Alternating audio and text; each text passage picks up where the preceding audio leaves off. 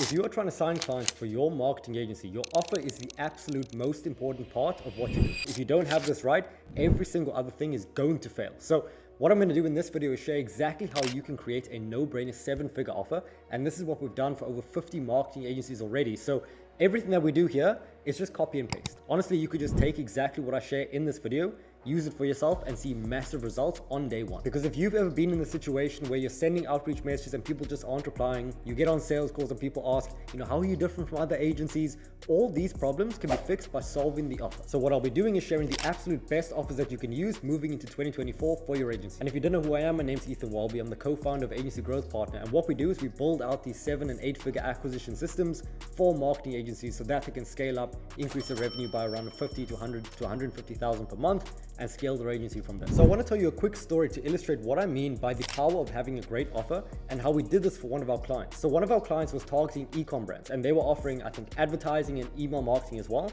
And what they were doing was they were reaching out to these brands, right? And they were getting absolutely no responses at all, right? And the thing is, they were following all the YouTube videos, all the best email scripts, they were using everything, but they still weren't getting replies. And we were wondering, why wasn't it working? Why weren't they able to get in front of the right people and convert them into bookings? So what we did was we looked at the messaging, and what we found was that the messaging, while it was extremely effective, it wasn't specific enough.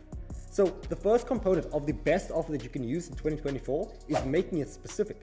So what happened was they were going after e-com brands, but the thing is, e-com is such a broad niche. There's fashion brands, there's health brands, there's every single thing that you can think of. So the thing is, because there's so many people in the market, there's so many people reaching out to these e-com brands, nobody can stand out. So the first thing that you can do if you're looking to get more bookings, you're looking to get more replies, is be more specific. So what we did for our client was, instead of going to e-com brands, we narrowed it down based on his best case studies. So he had a fantastic case study with a luxury brand in e-com. And what we did was, instead of saying we help e-com brands, we narrowed it down to we help luxury fashion brands in North America to increase their sales. So in terms of the offer, we offer the exact same outcomes, increase in revenue by a certain amount. We use the exact same guarantee. We use the exact same outreach method. The only difference was that our messaging was towards luxury fashion brands as opposed to every single brand selling online. And what we found was his bookings per week increased from around 1 to 2 to around 3 to 5 every single week. So essentially we doubled the bookings by just changing a few words in the outreach script. So the first thing that you need to understand is that if you're looking to sign clients, you need to make your message as specific as possible. And the reason that it works is because it resonates with your audience more. Because the thing is, we help marketing agencies. And the thing is, if I said, we'll help you make more sales, it's so broad, it's so non-specific that no one's actually going to care. But if I go up to a marketing agency and I say the exact same thing, but more specifically, so if I said, we're going to help you increase your revenue by 50 to 100K per month while helping you sign high-paying clients that stay on for a long time and booking over 100 qualified bookings every single month, it just sounds more specific, it sounds more appealing because of the level of detail that I went into. So the easiest way that you can improve your offer going into 2024 is just take who you're working with and make it more specific. Choose a sub-niche of the sub-niche of who you're working with. So like I said in the e-com example, instead of saying e-com brands, go after fashion brands. And instead of fashion brands, go after luxury fashion brands. And by doing that, you can genuinely 2 to 3x the amount of results that you get simply by changing a few words. Now, the next component of having the best offer possible in 2024 to sign clients is choosing the right person to work with. And the thing is, you can go off of the first point, make it more specific.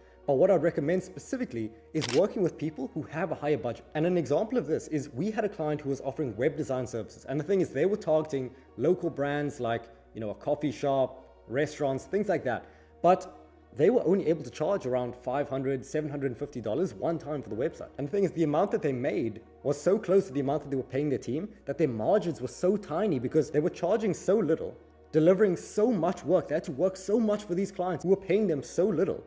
And then they didn't even have money left over because they were paying their team. Instead of targeting small businesses, people who just start up, people with very little budget, all we did was we started targeting people with bigger budgets, who have a big team, who have the systems, who have the entire business established already. They've been in the game for 30 plus years.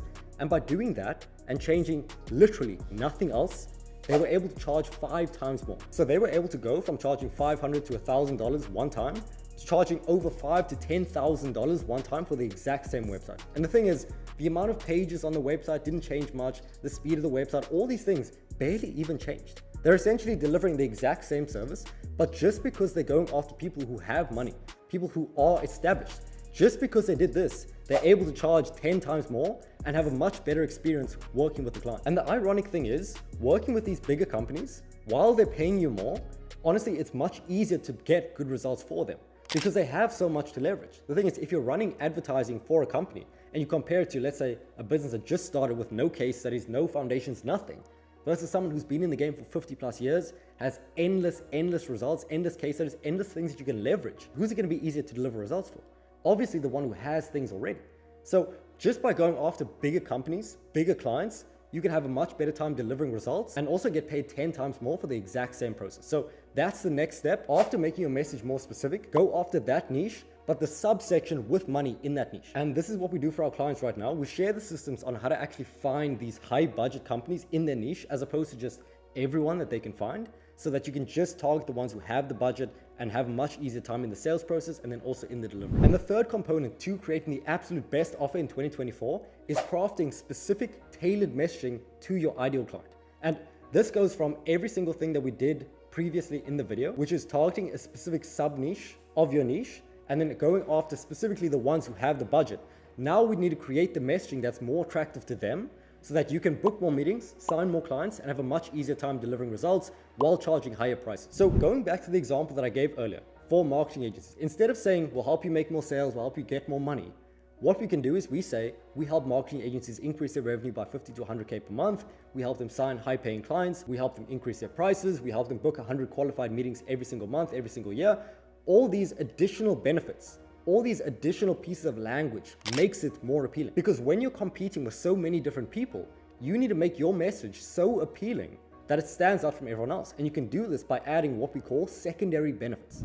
So for the marketing agencies, making more sales, signing more clients, that's the first benefit. But the secondary benefits are what really makes you stand out.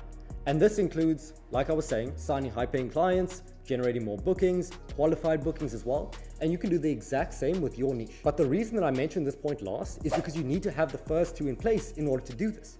Because if you don't have a specific sub-niche to target, you can't make your language specific. If you're not going after the highest paying people, even if it is specific, they're not going to want to talk to you. So let's say you were running an agency doing lead gen for dentists. Instead of saying you'll help them make more money, what you can do is identify the exact type of client, the exact type of patient that they want to work with. And notice how I said patient as opposed to client, because dentists aren't necessarily going to call the people that they work with their clients. They'll call them their patients. So understanding this language is what's going to make it appealing. So what we can do is ask the dentist, speak to them and ask, who is your ideal client? Who do you want to be working with?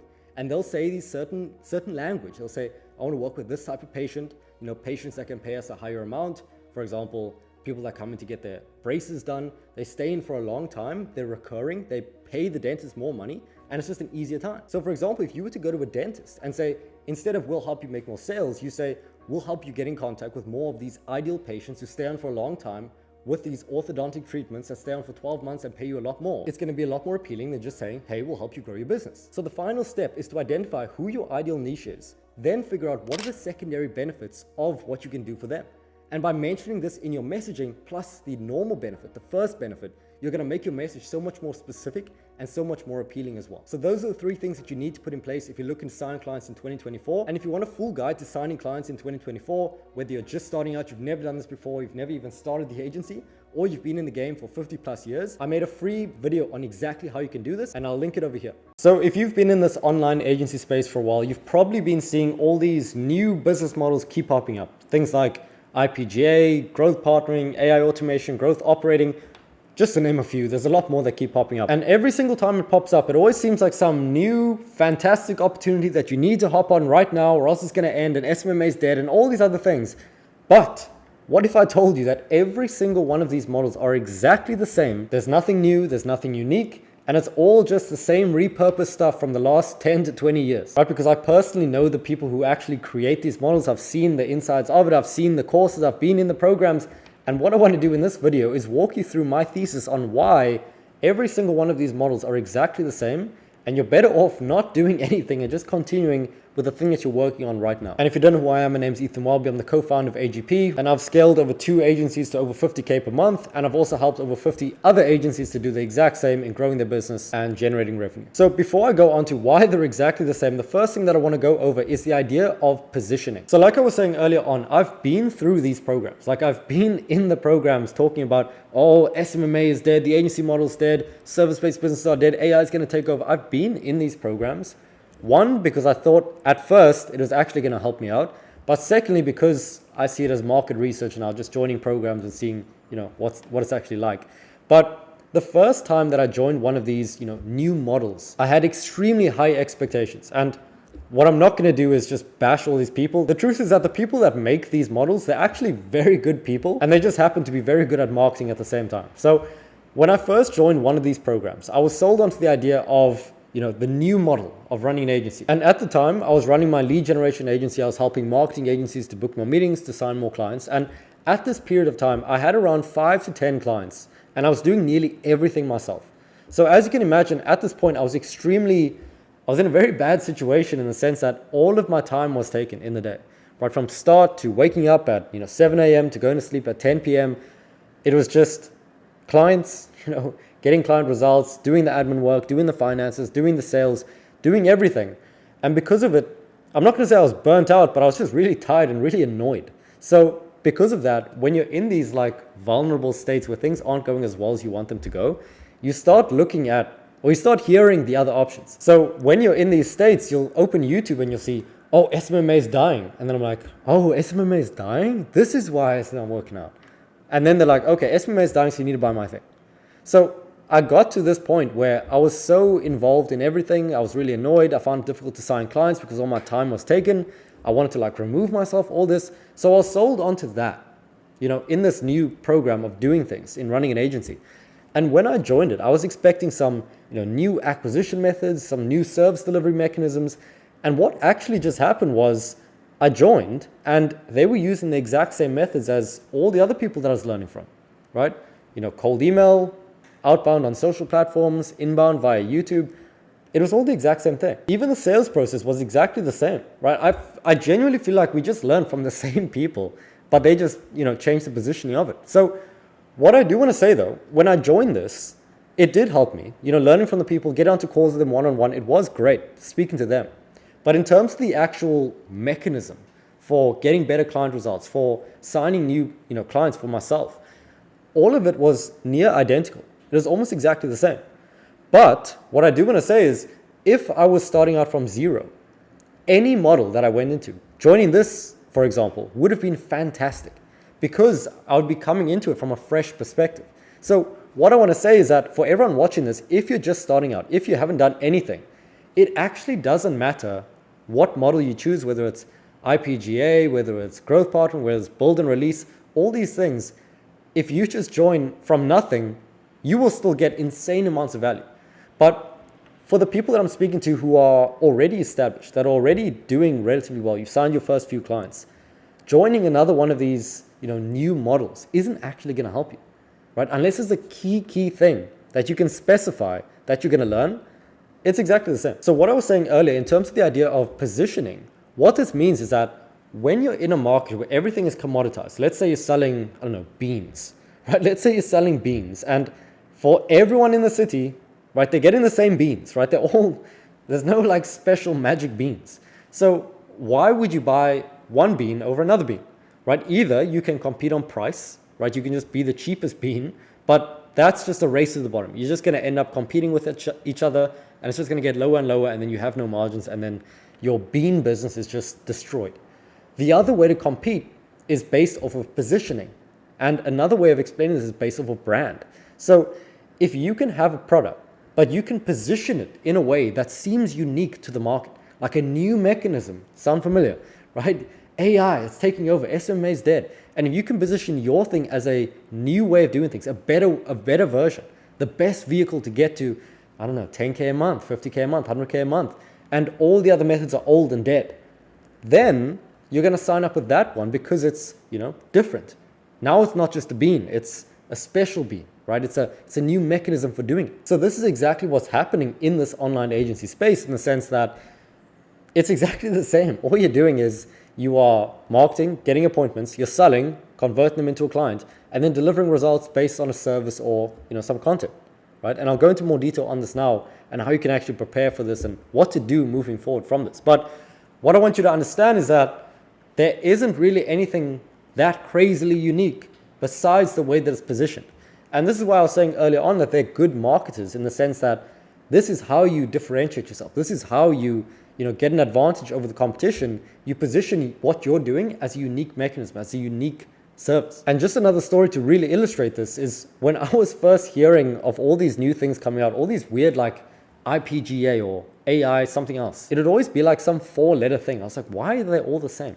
And someone was explaining it to me like it was some crazy thing. So they were like, oh, Ethan, I heard of this new thing. And it's called IPGA, and it's the best thing ever, and it's so leveraged and all this. I was like, okay, cool. Like, what does IPGA stand for? They're like, okay, it stands for Info Product Growth Operator. I'm like, Info Product Growth Operator. So you work with info products. They're like, yeah. And then I'm like, Growth Operator. So you're helping them to get more clients? They're like, yeah. So I'm like, okay. So like, what's unique about it? Like, how are you getting them new clients? They're like, well, we're going to use ads and outreach and content. I'm like, okay, cool. Isn't that what everyone else is doing? They're like, no, it's like a new thing. Like, it's new. Like, I'm like, bro, it's not. Like, it's the exact same thing. So like, you could easily just say you're an IPGA or whatever growth operator thing, or you could just say you're an ads agency for info products. It's like the same thing, like a growth consultant or a growth whatever for these people. And when I say it like this, I make it seem very like trivial, but the reality is it's not that different. But regardless, respect to the people who are doing it, because people have this almost like brainwashed effect, seeing that, oh, it's this new thing, new opportunity, AI is taking over. But now you see if you really break it down, it's not that crazy. So I've been talking about this for a while, but the question is, how do you actually move forward after knowing this info, right? It's all good to know this, but what do you actually do from here? And what I always say, and actually what I've been saying to myself and a lot of the clients that work with us now, is that they bring all these opportunities. And what I say, and with them, when they do come onto coaching calls with me, I never want to make a definitive statement. I never want to be like, no, IPJ is the worst thing that ever happened to the agency space. You should just do this. You should just do this. Because there's always a chance that I'm wrong. But what I would say is that if you wanted to hedge your bets, if you wanted to make sure that whatever path you took, whether it's growth operating, whether it's growth partnering, whether it's just SMMA, which is the exact same thing, whether it's starting a course, all of these things, if you want to hedge your risk, if you want to make sure that you're always going to be making progress and that you're never jumping onto the wrong thing, the thing that I would focus on is always acquiring skills, right? So regardless of what you go into, you're using the exact same skills. You're learning how to sell, so you're learning how to convert a prospect to a client. You're learning how to market, so you're learning how to create content, get attention, and then convert that attention into, let's say, a sales call, into a client signed. And then you're learning how to build. So you're learning how to operate a business, you're learning how to deliver results for your clients, you're learning how to build infrastructure. And if you can just focus on these things, learning these core skills, then regardless of where you go, regardless of whether you go into e-com, whether you go into drop shipping, whether you go into some weird new agency model that comes up, you're doing the exact same things. Whether you're selling AI or whether you're selling Facebook ads, you're still selling. And the principles remain constant throughout. So look, if you're just starting out, by all means, you can join any one of these programs and it will be better than learning from nothing, trying to figure everything out yourself. Definitely join something, definitely join some sort of mentorship. That'll really accelerate your learning. It did for me. But if you're already established, if you're already doing something, if you're already, you've gone through the courses, at least good ones, and you've found something that works, most likely joining another one of these things isn't going to be the solution to you, progressing in the future. Unless you can learn from that person and there's something that you can really get from them. For example, jumping onto a coaching call with someone doing 10 million per year. There's definitely something that you can learn if you're only making 10,000 per month. But regardless, focus on skill acquisition and you will always be sorted. I've helped my clients generate over $4.2 million. I've also booked over 3,000 sales calls and I've helped over 134 agencies to scale their revenue. In this video, what I'm going to do is I'm going to walk you through exactly how you can go from zero, having unpredictable bookings, not knowing when you're actually going to get sales calls, having shrinking revenue, to the point where you can book 1 to 3 calls per day predictably yourself, and then finally to the point where you're booking 2 to 10 calls every single day completely automatically, and you're only paying for these calls on a complete commission pay on results basis. So I'll be covering the 5 steps that you need to take and that you can use today to start booking more meetings, scaling your revenue, and growing your agency. So step 1 is to find something called offer niche resonance. Now, simply put, it sounds like this complicated thing, but all it means is that we need to find something that people want, right? So we need to pick a niche, which is just a group of people, and provide an offer that helps them. Now, if you're running an agency, you're most likely helping businesses. Why businesses? Businesses have money.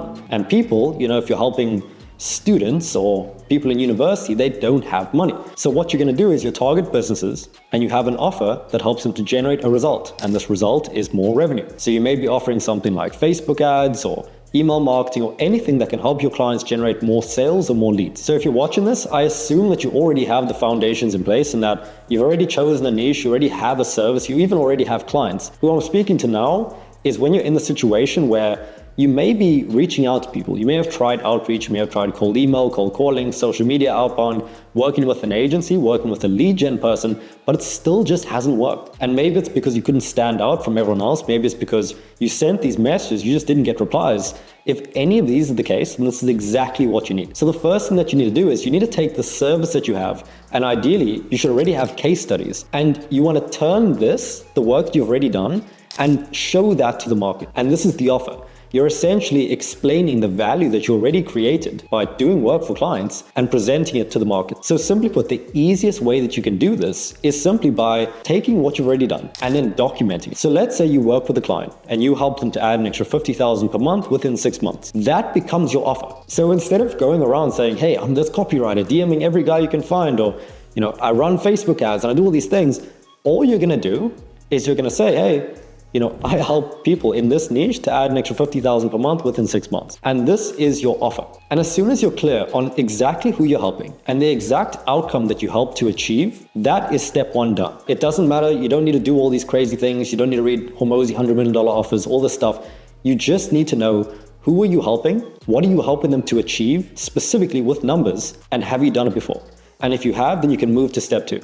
Now, if you haven't done this before, you have to go off of expectation. You have to assume what you can get for someone.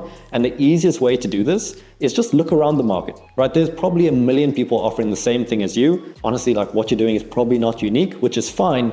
You can just look at what they're doing and model the outcomes that they're promising. This is going to become your offer. Now, the next step is to find something called system proof of concept. And this simply means that the system, and I'll explain what that is in a second, the system that you're using in your campaigns are able to generate booking, right? That's it. So what your system comprises of is your initial message, your follow-ups, and then your tracking. Simply put, it's the first message you say, right, to actually get a positive reply. The next is your follow-up. So if they don't reply to this one, or if they reply positively, right, they want more information, they want to get onto a call, but then you send the link and they just don't book, that's where the follow-ups come in. So you send the initial message, either they reply and just want to book on a call, that's fantastic, or you need to send follow-ups to actually get them to that booking. And then finally, to actually determine whether your system is working, you need tracking. And this encapsulates the entire thing. And this is essentially knowing that your system works. So things that you would track is, how many messages did you send? How many positive replies did you get? And then finally, how many bookings did you get? And this applies to whether you're doing cold emailing, social outbound, cold calling, whatever it is.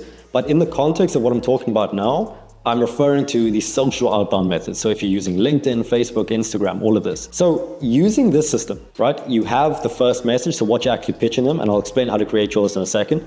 What you're actually pitching them, what are you saying to get them onto that call, and then overall, how many of these prospects that you message become a booking. And what you'll get is a very simple metric called your appointment booking rate. Every single person should know this number, and if you don't, you most likely aren't getting booking. So what this number is if you send 100 messages, right, what percentage of these people book in? So using our systems, and this is what we talk about in our program, out of every 100 messages you send, you should book at least 3 calls. So what I would recommend now is if you have your data tracked, for the few of you that do, look into your data currently and see from every 100 messages you send, are you booking at least 3 calls? If not, something's really wrong with it, right? 3% is the absolute minimum that we expect with it. So if you're not getting that, then something needs to change on your initial message or your follow-up. So showing you how to create every single message in the entire system is going to take probably 3 hours to explain. So what I can do is I can give you the most effective message, the most effective initial message that you can use to book meetings. And I've used this to book over 1 to 3 calls every single day for myself, and what my clients have used to do the exact same. And what you can do is on whatever platform you're using, Instagram, LinkedIn, Facebook, whatever it is, use the message that goes something like this. Hey, hope you're doing great. Just wanted to reach out because I've got an opportunity that I think could help you to sign a lot more clients. But the last thing I want to do is start making some pitch without your permission. So if you're open to some more info, just let me know with a thumbs up, I'll get it sent over. If not, no problem at all. And genuinely, this message alone has booked over 4,000 calls. So what you want to do when you're creating this for yourself is just replace the outcome with what you're offering. So instead of offering more clients, you may be offering more sales, more leads, whatever your service entails. And this is why we needed the offer niche resonance at the beginning, because essentially, if you know what your niche wants, you can guarantee that they're going to want what you're offering now. So there's no real guesswork as to whether, do they actually like this? Do they actually want this? Is my message right? Should I change it? None of that's there. It's certain that it's going to work if you are reaching out to the right people. So what you want to do now is use your system, use your initial message, use your follow-ups, and track your numbers. And when you're at a 3% ABR, you qualify to scale. And if you're using these systems and you want myself and my team to personally review your messages, we actually created a free school community where you can actually post your scripts, ask us questions. I'm literally in there directly. And we can just fast track the path to you getting to around 1 to 3 bookings per day at least, and then scaling your agency from there. So if you want to join that group, just check the description. There should be a link. You can apply. And if you get accepted, then we can help you out. And as I mentioned, it is literally completely free. So you have nothing to lose by joining the group. Now, step number 3 is hiring setters. So like I was saying, before you're hiring setters and scaling, you need to have the foundations in place. So you need to have an offer that your niche actually wants. You need to have a system that's actually consistently booking meetings. For context, you should be having at least a 3% ABR. And if you have this, you qualify to scale. Now, what scaling looks like is all the things that you're currently doing manually, right? Sending the outreach, doing the follow-ups. What you're going to do is you're going to have someone else do this for you. So you're essentially duplicating your output and having it done by another person. So essentially you can have double the output by having yourself doing the work and a setter doing the work. So you can get to the point where if you're booking 2 calls per day yourself, you can have a setter doing the exact same. And now you're booking 4 calls per day. So at this point, if you're going from not having a predictable way to get meetings, right? You're getting maybe 1 referral booking per week and the guy doesn't even show, or you're not getting enough to actually reach your goal. Maybe it's 50K, 100K.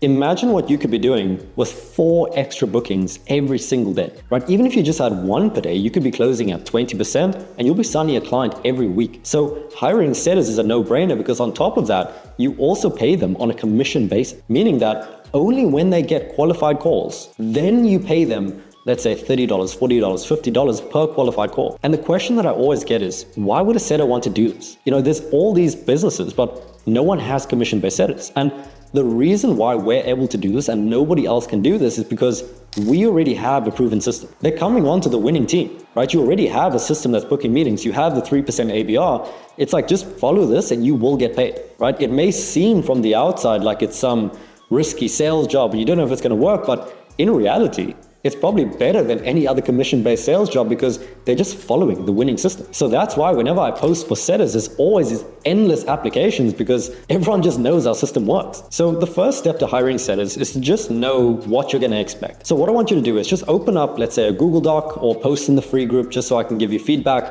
and just list out how many bookings you expect to get using your system, right? Let's say it's just a booking or 2 per day. Multiply that by how many days they're going to be working. So let's say 5 days a week, and then how many weeks in a month they're working. So 5 days in a week times 4 weeks, that's 20 days. If they get 2 bookings every day, they're going to get 40 bookings. Now, what you want to do is just determine an ideal rate for your setter. So let's say this is $50 per booking. So at this rate, they'll be paid $2,000 every single month. That's the expectation. Now, this is assuming they actually get to that point. And don't worry, they're not just going to come on day 1 and you have to drop $2,000 on them. Like, it's going to be a gradual build up to that point. So don't worry about that. So once you have the expectation, now you can make the job post. And simply put, what you're mentioning is the expected pay is around $2,000, training is provided, systems are working, direct mentorship with you. And now you just put that in a Google Doc, create a Loom explaining, the actual description so that they can understand who you are, just get some more info about that, then just post it, right? So there's endless places to find setters. You could use Facebook groups, going into sales groups, beginner agency groups, things like that. you can go into school groups. But honestly, the method that I found to be most effective is tapping into your audience. So if you've been posting content, maybe that's on YouTube, Instagram, whatever it is, just make a post on there. You'll be surprised of how many people are looking for something like this. And honestly, the best place to find setters is actually just tapping into your personal network. If you have, let's say, a friend from high school, a friend that's in uni, maybe you know some stay-at-home mom, what they can do is they'll want the extra income. Maybe that's 2K, 3K, 4K. And as long as they have the traits of consistency, meaning they'll do the same thing over and over, and charisma, meaning they're a positive person, they like speaking to people, if they have these characteristics, then they're a perfect fit and you already trust them. That's the thing. So you can get them on, then obviously just send them the document with the loom so that they can watch it and understand it, set up an interview. And then if they're the right fit, I mean, you can just show them this video so they understand what's happening. But if they're the right fit, then you can start onboarding and getting results. Now, step 4, assuming you've got setters on board, the next step is to train them. Now, the best part about this is the way that we've designed the system, it doesn't take much time. Most of these companies, they spend hours and hours every single week manually training people just for them to forget what they taught the next day. What we're going to be doing is documenting all the processes that you currently did. So how you track, how you send messages, what your messages are. Put everything in one Google Doc, add videos to explain yourself going through everything so they're clear on it and the process, and just give that to them. They'll spend a couple hours watching it on the first day. By day 2, they should be ready. And then all you want to do is you want to schedule regular meetings with them. I'd recommend 2 to 5 calls every single week, purely just to check in, give them feedback, and get them up to where you are. And genuinely, that is all you need to get a setter from starting out, not knowing anything about this, to the point where they are booking the same as you. So let's say 1 to 3 calls every day. And now your output is duplicated. And finally, step 5, scaling. Now what this involves is basically what you just did now, right? In that you found proof of concept for yourself. Then you've got a setter on to manage the process and duplicate your efforts. You're doing the exact same. So as soon as your setter finds their proof of concept, so they're meeting what you were doing, now you can get another setter on board, okay? And it's simply just a matter of getting as many setters to fill up your calendar as possible, right? So you get 1 more, 2 more setters, get them up to capacity as well. And the best part about this is when you're training your 2nd or 3rd setter, they don't have to ask you questions. They can just ask the original setter all the questions. So you free up all your time in training and management and all that, and they can just, deal with it themselves. And then you get all of them to KPI and booking more meetings than ever. And then beyond that point, most likely the next constraint you're going to run into, because again, we've seen this so many times, is that with all these bookings, your calendar is going to be maxed out. You're just not going to have any more time. At this point, you focus on getting a sales rep. And then once you have even more capacity, then you get even more setters. You hire a setter manager. They cover all the management and all the hiring of new setters. And essentially, if you just keep doing this, you will scale rapidly. And this is how I've seen people go from 5K to 10K to 30K to 50K to 100K extremely quickly. All right, how to sign clients for $0, no risk, no money up front. Swear it sounds like some pyramid scheme, but I promise it's not. If you don't know me, my name's Welby. I've scaled over 100 marketing agencies, got over 500 in this program over here, over near 60 in this program over here.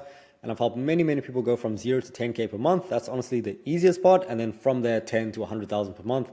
And that's where it gets more fun. So what I'm going to cover is my story on how I did this with $0, where to, how to do it based on where you are. So if you're a beginner, intermediate, or advanced agency owner, how to actually find the people completely free, no risk, how to actually generate the bookings for free, and how to actually close the deals for free. So in terms of my story, I started an appointment setting agency straight out of high school. This is an accurate depiction of me sitting at around whopping 65 kilograms. So I started my first appointment setting agency, and I was pretty much learning everything from YouTube. And I knew that people said to do outreach. And when I do outreach, I'm going to get calls. And if I get calls, then I'm going to get sales. And that made sense. And it still makes sense today. But the problem was that I wasn't getting any bookings. So what I did was I was reading all these books. I was trying all these things. And eventually I created a really good offer, right? So I used this offer, and pretty much I was just offering appointments on a performance basis. This is when it was less saturated, right? When everyone wasn't doing the same thing. So I created a good offer, and I reached out to people on social platforms because I didn't have money. So I couldn't invest in like ads or, hiring some lead source or some email system. I was like, let me just find someone on a social platform. I used LinkedIn, right? This is LinkedIn over here. So I just reached out to people. I was like, literally in here. I didn't have like a premium account, didn't have sales nav. I was just looking through the list. I was like, cool, let me find someone, reach out to them. And then I just kept doing that. So I did that until the point where I got around 1 booking per day. Like it was super, super efficient. And I use a strategy that I talk about on the YouTube called the voice note strategy. If you just want to search like Ethan Welby voice notes after this video, then you'll be good. But I did that, and I used this approach to get to around 10 to 15,000 per month. And then I kept using it. At the same time, I was also building a team, systemizing the whole process. And this got me to my first 50,000 per month, right? So essentially, using a completely free method, right? Let me just reiterate that. It was completely free. It just took my time. And not much time because I used my system. That got me to 50K per month, right? So what I'm going to walk you through now is exactly how you can do the same. So if you're a beginner, right? If you're a beginner, literally just do what I said in the video with a good offer and you will get results. Like, the process isn't going to change based on where you are in terms of beginner, intermediate, or advanced. The only thing that's going to change is the intention behind it. Because it's like, for an advanced agency owner who's making like 100, 200, 500 million per month, it's like the only reason that you'd want to do something for free is just to validate it, right? So if you're at an advanced level, which a lot of our clients are, literally just use the strategy that I talk about on YouTube. Obviously, we have the program where I can just walk you through everything and shorten down your time to do it and just guarantee that you get it right on the first try. And we'll just give you the script and the message and the process and the settings and literally everything. Or you could do it yourself. But either one's fine. If you're intermediate, you'd probably do it for the same reason. Maybe you don't have much budget. Let's say you're between like 5 and 30,000 per month. You don't have much budget, but you also don't have much time. So what I would do here is just, again, use the method that I'm going to talk about now, find it, get results, and once you start getting bookings, just automate it. Get a setter, let them do it for you. And again, we'll show you how to do that. So for intermediate and advanced, all you're looking to do is find proof of concept. Once it works, once you start getting bookings, you hire a setter where they can do this on a commission basis, let's say like $30 per booking, and then you just take the calls and you'll close the deals. Now, if you're a beginner, you just need to use this out of like desperation. Like, fair enough. Like, I was in the same position. So just use the strategy that I'm going to talk about now and then sign clients, right? So firstly, number one, finding qualified leads. Now, because we're doing this completely for free, we need to use platforms where they will just give us the prospects. So you'd go to something like LinkedIn, right? What you want to do basically is just figure out, where do your prospects reside? For example, gym owners are not on LinkedIn, but they're most likely to be on Facebook or Instagram. So firstly, determine, where is your niche congregating? And then based on that, we're going to use the social platforms to find these people. So for example, if I'm looking for agencies, right, and specifically SEO agency, all I have to do is type it in here. Like, it's literally that simple. And then you just put the location. So you go to the filters over here, probably not Pakistan, and you go to United States, right? Then English, and then you use the filters over here. So let's say founder or CEO. And now, surprise, we're going to get founders and CEOs of SEO agencies based in the US, right? And what you want to do is you just want to connect with these people, reach out to them, and you're good. So again, like this is why we have the program, not to make some crazy pitch, but we have the program to actually just give you the messaging, give you exactly how to find the people, because I can make this video, but I can't go into every single person's niche on this one video because it'd be like long. But yeah, so we just give you exactly where to find people, exactly what to say to the people, exactly how to get them on the call, all that stuff. But basically, if you're just doing it from this video and you don't want to like pay, that's fine. But just use the filters, find the people, right? And that's it. Social platforms literally give it to you for free. Okay, then in terms of generating the bookings. So what you want to do is, I have a video called, if you just search Ethan Welby voice notes. Okay, it's not going to come up there. If I search it on YouTube and you just search Ethan Welby voice notes, it's literally just going to give you the message. Ethan Welby voice note. So like, just use this. Like, it works. Like, I have nothing else to say besides the fact that this video really works and it's really good. So just to say so myself, but just use it. Like, this will allow you to get the bookings. So what you're going to do is you're going to send the initial message. So let's say you find the prospect over here. Let's draw the prospect. So you've got the prospect over here. Then you're going to send them a message. Okay, and this is what the video explains. Then they're going to say, and the message is going to offer more information. Then they're going to say, okay, cool, I want more information. So then what you're going to send them is a mini VSL. So the most effective way to do this is to have like a little 2-minute video that you send to them straight after they say, yes, they want more.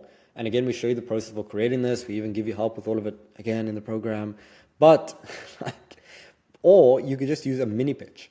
So this is like a text-based, like 4 lines of text that explains what you do. And this is structured in a way that gets them onto a call. So use one of the two. Again, the video explains everything. And then they'll be like, yeah, this looks good. Because the call to action for this is getting a booking. So then they'll say, yes, this looks good. Then you send the booking link, so like a Calendly link. Then they book a call. Okay, that's it.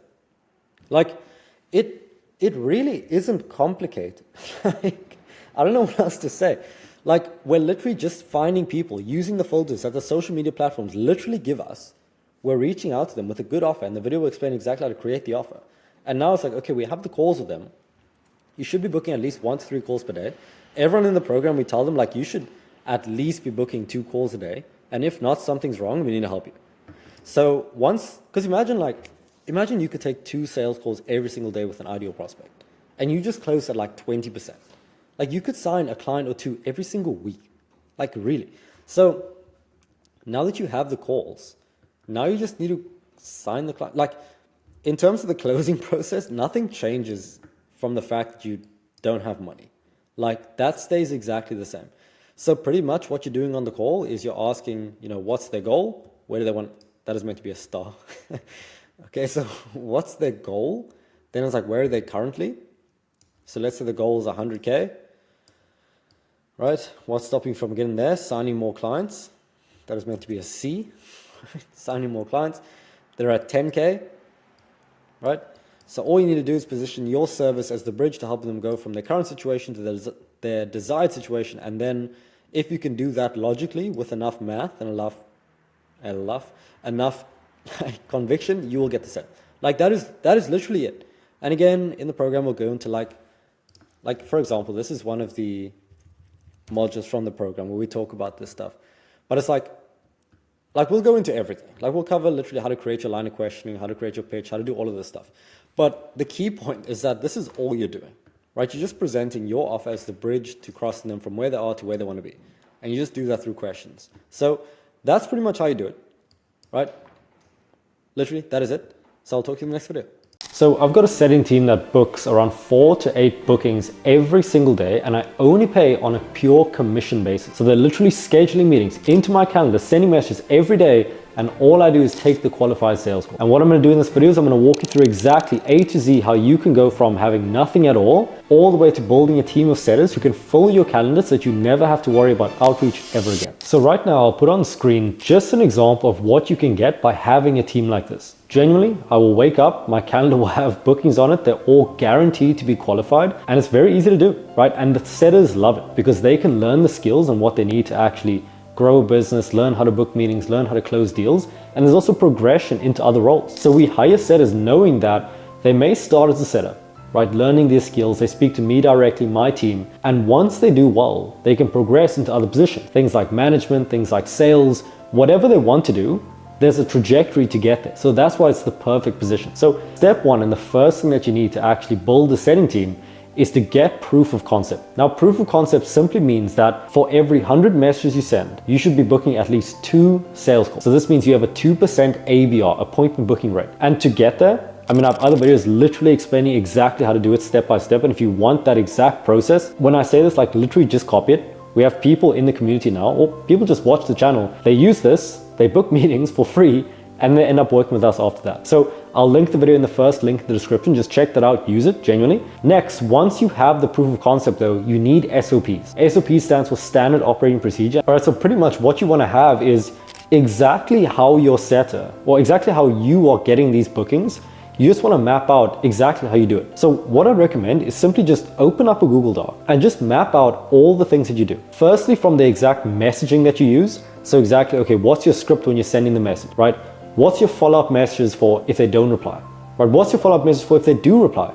If they do respond positively, what are you going to say to them after that to get them to book a call? And just note all these things down. Then what I also want you to do is note, what's your routine like? How do you actually structure your day to do these things? Do you send your messages first, then you do your follow-ups, right? How do you actually manage this whole process? And so the short answer is that everything that you need should be in one Google Doc. And the reason that I mention this, just to give you some context, we have a setting team of around 3 to 4 people right now, right?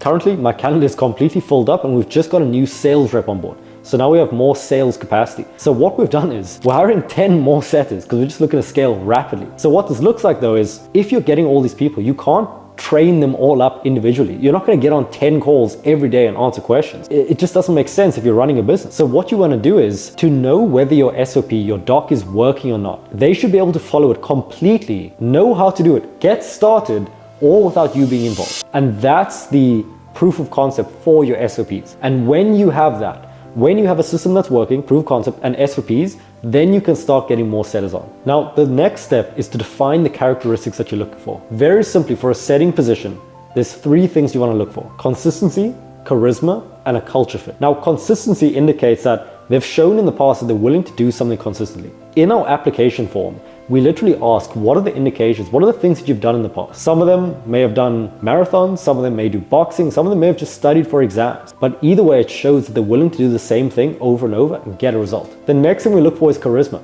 We ask every person that applies to submit a loom of them just saying who they are.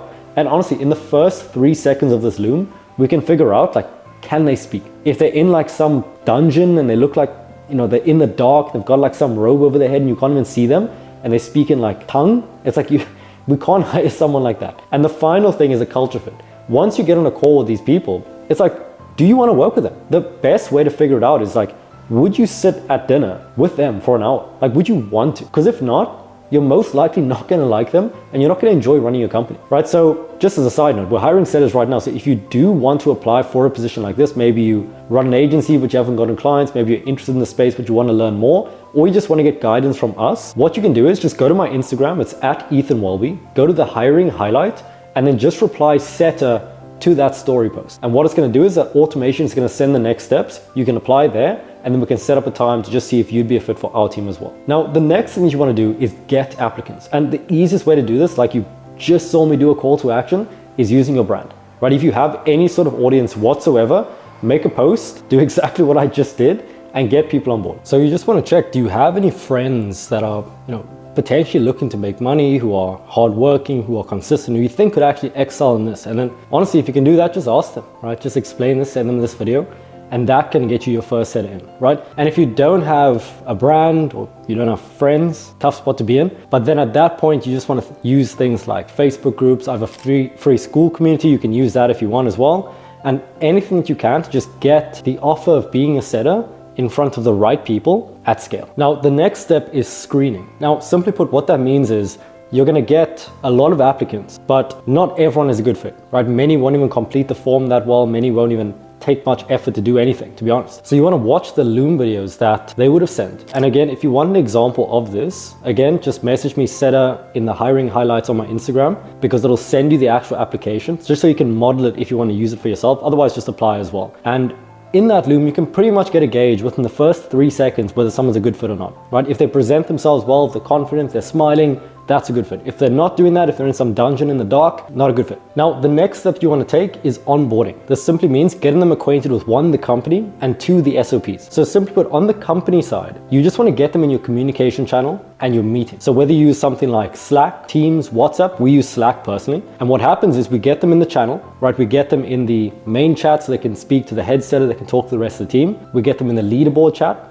we get them in the reports chat, and this just allows them to stay in communication and get a gauge on their performance. For example, with the leaderboard, it's like, if you see every day you're at the bottom and you're a setter and you're a young guy and you're ambitious, it's like you're gonna wanna be at the top. And what we also do is we have prizes for people who are at the top, who perform well, right? So they get extra financial bonuses just for doing this. So that's the company onboarding. Now, in terms of the technical onboarding, like the skills, this is where you'll schedule daily calls with your setters where you can just explain the process to them, right? They should just be following the SOPs already. This is what new setters who come into our company do. They just watch through the training, then they're ready. They may have some final questions, but other than that, they can just get going with it. So you should be in the same situation, because you as a business owner, you shouldn't be spending all your time like being on calls, training, doing all that. It should be streamlined already. Now, the second last step is around management. So once they're onboarded, you just want to make sure they continue to operate and continue to improve on an ongoing basis. So one of the best ways to manage them is just with the leaderboard. It's just naturally going to incentivize them to get better. But on top of that, you also want to have at least 2 to 5 calls a week with your setters to just firstly set the culture and the energy,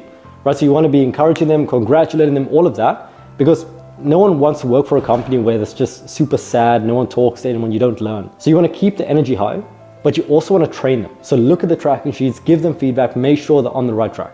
And if you do this week in, week out, I promise you, managing will be no problem at all. And then the final step is around progression. Many people who start in a setting role don't want to be a setter forever, and it's perfectly fine. Don't expect them to want to send outreach messages until they're 50 years old. Many of them may want to go into a sales position, a management position, a growth position, anything. And what you want to do is, for every single setter, you should know what are their long-term goals. Why do they want to make more money? Why do they want to learn the skills?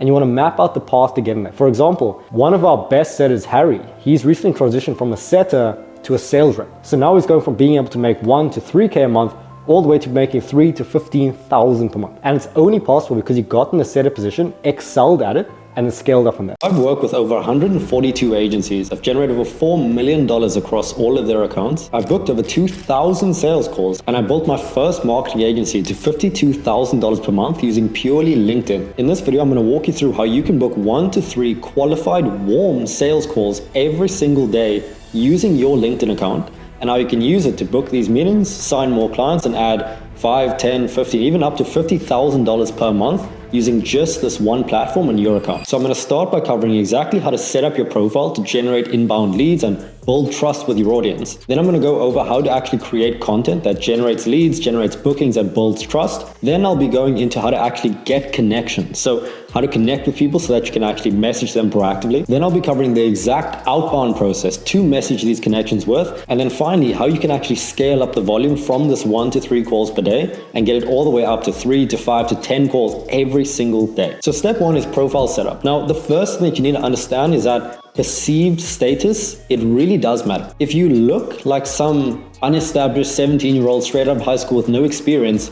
you're going to be treated like that.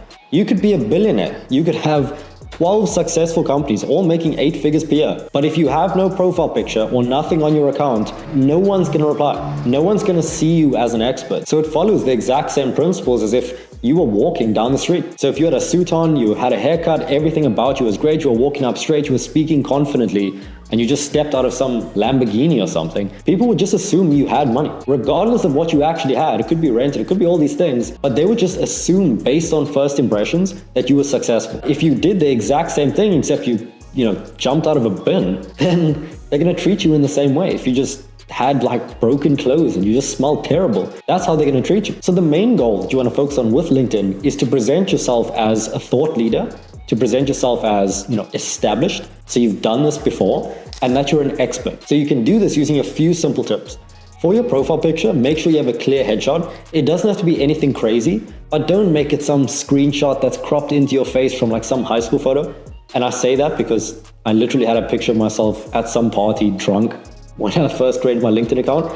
And even then I was still booking meetings, so not to say it's a deal breaker.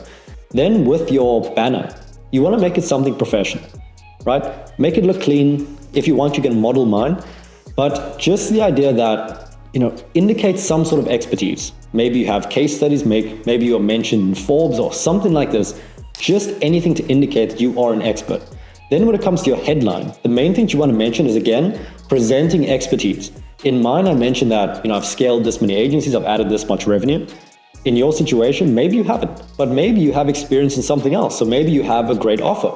Maybe you help businesses grow and you do it on a pure performance basis. This is a great offer. This is how you're going to stand out from everyone else. So if you just mention that, the fact that you work on a performance basis because you're so confident in what you do, immediately you're going to be seen as someone that knows what they're talking about. Then when it comes to your featured section, this is where you want to link anything that you have. So if you have a YouTube channel, link that, put your best videos there and drive people to it. If you don't have these things like case studies, a YouTube video, just make sure that there's a call to action there. So maybe you have a link to book a call. This is all I had when I started. I would put a link to book a call and I would put my best performing post there as well. And that's pretty much all you need to do for your LinkedIn profile to make it look established and to give you a head start compared to everyone else. Now, step 2 is around content creation. And this is simply posting consistent, valuable content to generate attention, generate views, and drive it to your profile. And I could go on for like 7-10 hours about how to actually do this. But the simplest way to think about content creation is to model the winning formats and add your own input. So you can start by searching for people whose messages you resonate, right? Maybe there's a certain author, maybe there's a certain content creator, but you just resonate with what they're saying. They could be in your niche or they could not be in your niche. When I started out, I followed a lot of people who spoke about, the idea of leverage, about building businesses, but not necessarily agencies. But either way, I like the way they structured their posts. Right? A lot of them were copywriters too. They wrote very well. And because of this, what I did was, instead of trying to come up with my own things, I would look at their best performing posts and I would see the winning format. Why did the post do so well? Obviously the content in the post, that's good. But because they weren't speaking about the same things as me, because they were talking about, how to become a copywriter and I was talking about how to sign agency clients, I couldn't just copy what they were saying. So what I did was, the way that they structured their posts, I would model that and then I would put my own content into it. So if you ever check my LinkedIn, you're going to see that I have some posts that compare. This is just one of the templates, one of the probably 40, 50 templates that we give our clients. But for example, comparing the old way of doing things with the new way of doing things. So for example, if I was talking about outreach, I would say old way, send spammy outreach, DM people that don't even want to talk to you. The new way is create content and build your brand and then reach out to warm prospects, right? This is just a format of structuring a post, but because the format's proven to work on their account, it should work on my account too. So I would do that and add my knowledge to it. And this is how I guaranteed that every post that I made performed. And this is how I grew an audience of around 6,000 followers pretty quickly. And the thing is, 6,000 followers on LinkedIn isn't like TikTok where it's just random people that don't even know who you are. This is targeted people, targeted business owners who can actually benefit from what you're offering. This is a great list of people. So once you've figured out creators that you like, what you can do is use a tool like Taplio. This is what I use personally to schedule your LinkedIn posts for the week. So what I used to do is when I was still posting on LinkedIn, I would spend 2 hours on Monday, honestly around 1 hour most of the time, and I would just batch the entire week's worth of content. And that allowed me to not have to be this content creator hamster just running around on a wheel. I would post the stuff and write the stuff and I would just continue running the actual business. Most people are just trying to be content creators, doing this stuff all day, vlogging, all this. I spent an hour and then the rest of the time was actually building the business. Now, step 3 is getting connections. So what I recommend very simply to speed up your followers and connections is to just send 20 to 30 connection requests every single day, right? Literally just search people in your niche. So for example, I would search marketing agency in the search bar and I would just send connection requests. Now, if you have the budget, you can use an automation tool. Some examples are Ulink, Walaxy, there's endless examples, but to be honest, they all do the same thing. You're paying an amount every month, let's say $50, $100, and it's just sending these connection requests for you. So now your list is growing every day, they're seeing your posts every day, and now you have leads that are interested in what you do. And because of this, you're naturally just going to get inbound bookings just by doing this alone. Nothing else. I used to get around a call a day just from inbound. Now, step 4 is around outbound. Now, even though inbound is great, it's warm leads, it's fantastic, you're going to want a sense of predictability in your approach. So simply put, all you want to do is reach out to around 20 prospects every single day with a voice note or a video message. Now, you need to send this from your phone, but I promise you it is the absolute most effective way to book meetings. But essentially, all you're doing is just sending a very casual, very laid back voice note, just saying that you have something that could be beneficial for them. You've got an opportunity that can help them sign more clients, get more leads, save money, save time. And if they're open to more info, they can send you a message. They can reply. And you're not doing some crazy long 5-paragraph pitch where you're saying, buy my stuff. It's laid back. There's nothing crazy. You're just offering some more info on what you could potentially do to get them results. And people really appreciate this approach. I've been told endless times, and you don't hear this in outreach, but people are like, they're happy that they're getting outreach. They actually thank me for the approach that I take in the outreach because it's just so rare in the sea of people just spamming with outreach. And step 5 is around scale. So using the methods I laid out, you should be booking at least 1 to 3 calls every single day. Now, if you're like me, you want to go beyond that, right? You want to be getting 3 calls, 5 calls, 10 calls, 20 calls every single day. And the way that you're going to do this is by building a setting team. And basically what this involves is getting someone on a commission basis to do exactly what you're doing, but on their account. So what happens is you're doing your own process, you're posting content, booking meetings, and they're also doing that on their account. Now, most of the time they just do the outreach because they may not understand how to do the content, all of that, but by all means they can. So you can essentially have 2 people doing the same thing, all booking 3 calls per day each. And if you want a guide on how to hire the setters, train them up, and have them duplicate what you're doing, you can just check this video over here as well. So I've worked with over 140 marketing agencies, some making 7 figures, some making 8 figures, which is over $10 million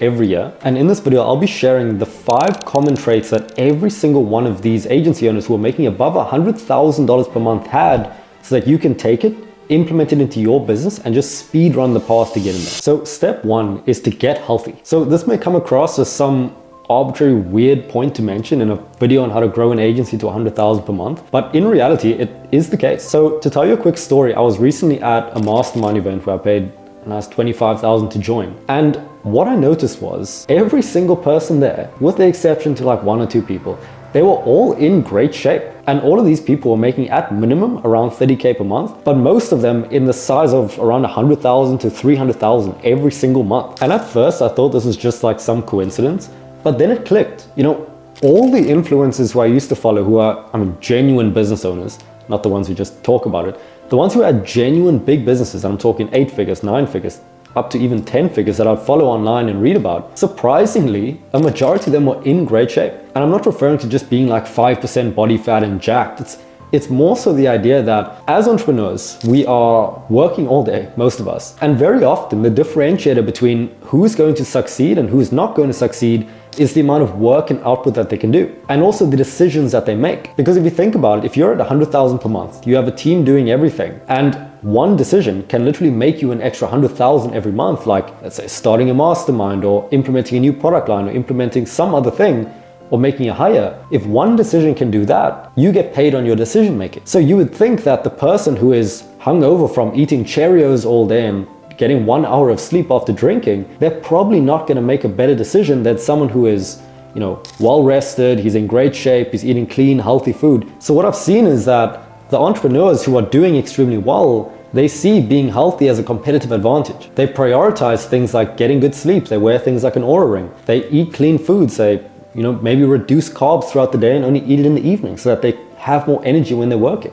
And you're obviously going to see some exceptions if you look at, you know, these people who eat like donuts in the first thing in the morning, but the majority, if you think about it, I don't see any detriment to being healthier. I don't think you're going to succeed slower or get less done by being in better shape. Now, step 2 is around optimizing your environment. So shameless plug, in my program right now, we have something called an intro post. So whenever someone joins, they actually post a picture of their workspace. And this is just the first step to, you know, introducing them to the group, helping them get accountable. You know, usually they do their posts, they join the coaching calls, all of that.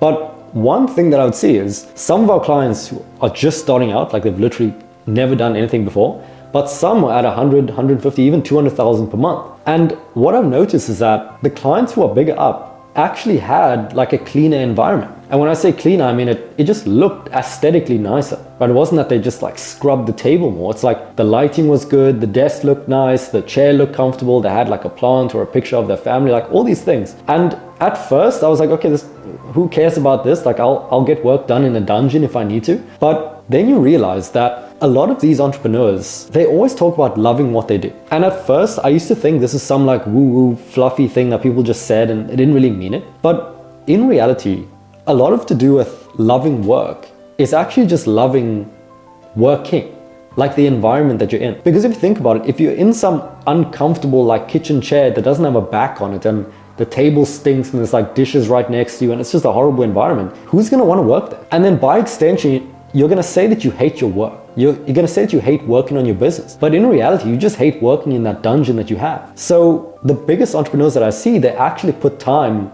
and invest into their environments, their setups. And because of that, it just creates this loop of positive reinforcement where you do work. Let's say you're doing sales calls, you're in a nice spot, you sign some clients, you make money, you're happy, and you reinvest back into the environment. And I've seen the exact same effect. And some of these purchases that really helped me was, firstly, just moving out, moving into my own apartment. I think that's the biggest thing. If you don't have people ask you to like take the laundry out or do the dishes or all of that, that's just gonna boost everything. But the next thing was just getting the best laptop, you know, having the fastest device, having a comfortable chair. All of these things add up and they just make you wanna work more. Now, step 3 is accountability. So when I was first starting out, I used to devour free information. I would watch every single YouTube video that I could find on the best acquisition method, the best cold email script, all of this, and I would just burn hours. And the worst part is at the end of this YouTube binge, I wouldn't be any further ahead than I was before. If anything, I was worse off because I just felt scattered and overwhelmed because everyone was saying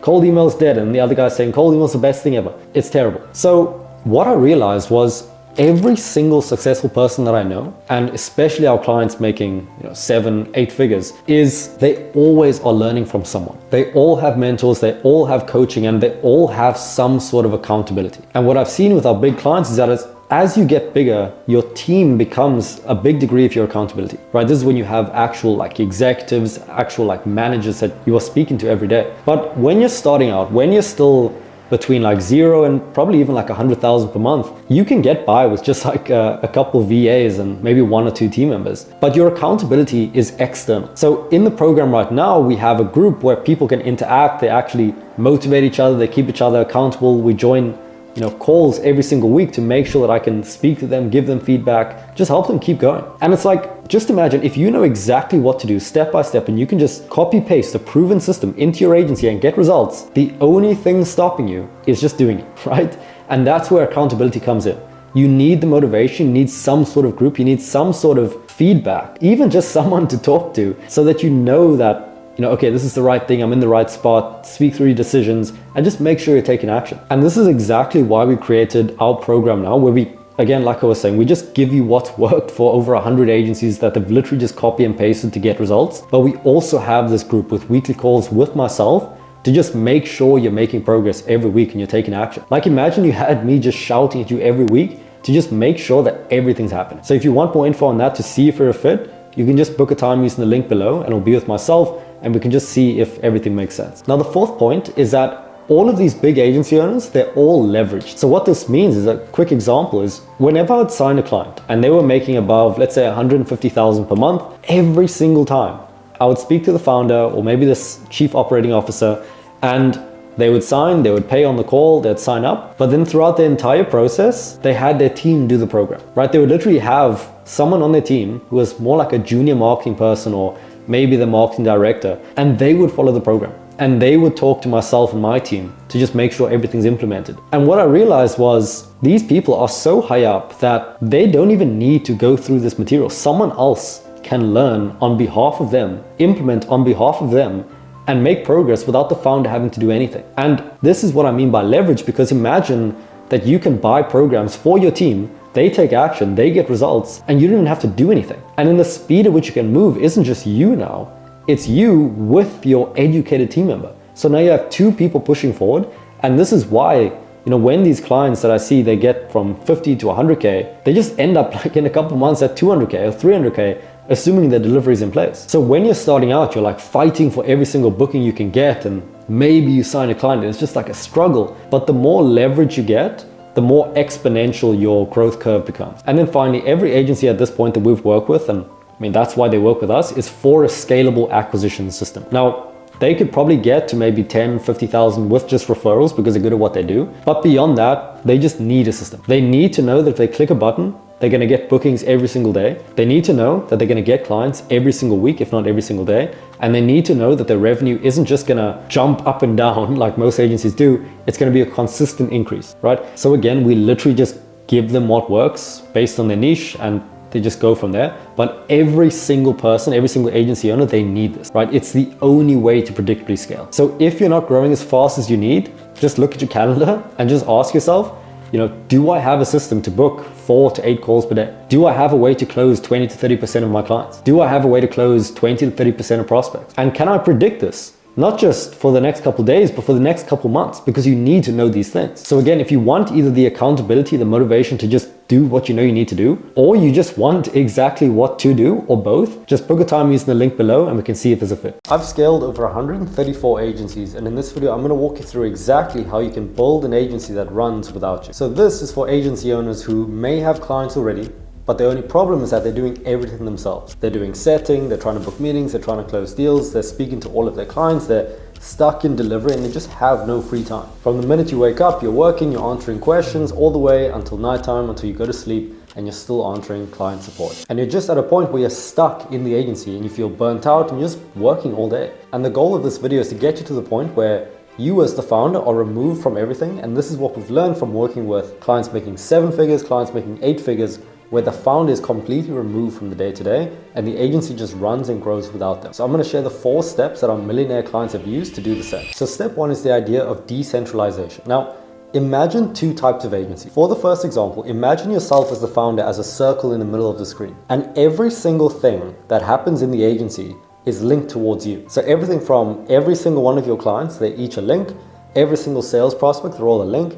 Every single project, every single team member, everything is just linked to you. So let's say you want to take a week off and a prospect emails you while you're away. And they say, look, like I want to get started, send the payment link, I'm ready to go. And the thing is, nothing can happen because you're not there. You're not answering the email. And because of that, everything needs to flow through you. The same way that your clients will be asking you questions. And the question doesn't get answered until you are there, until you answer it. So you're stuck in this endless cycle of doing everything yourself. Now, example 2, imagine where you as the founder, you're still linked in the center, but you have other nodes that can take care of the things that you're doing. So let's use client support as an example. In my situation now, I have an operations manager who answers client questions, right? And what happens is a client will ask something. Before I get to it, it first goes to him. And that means that he can answer the questions before me when I'm doing other things in the business, when I'm taking sales calls, whatever else I'm doing.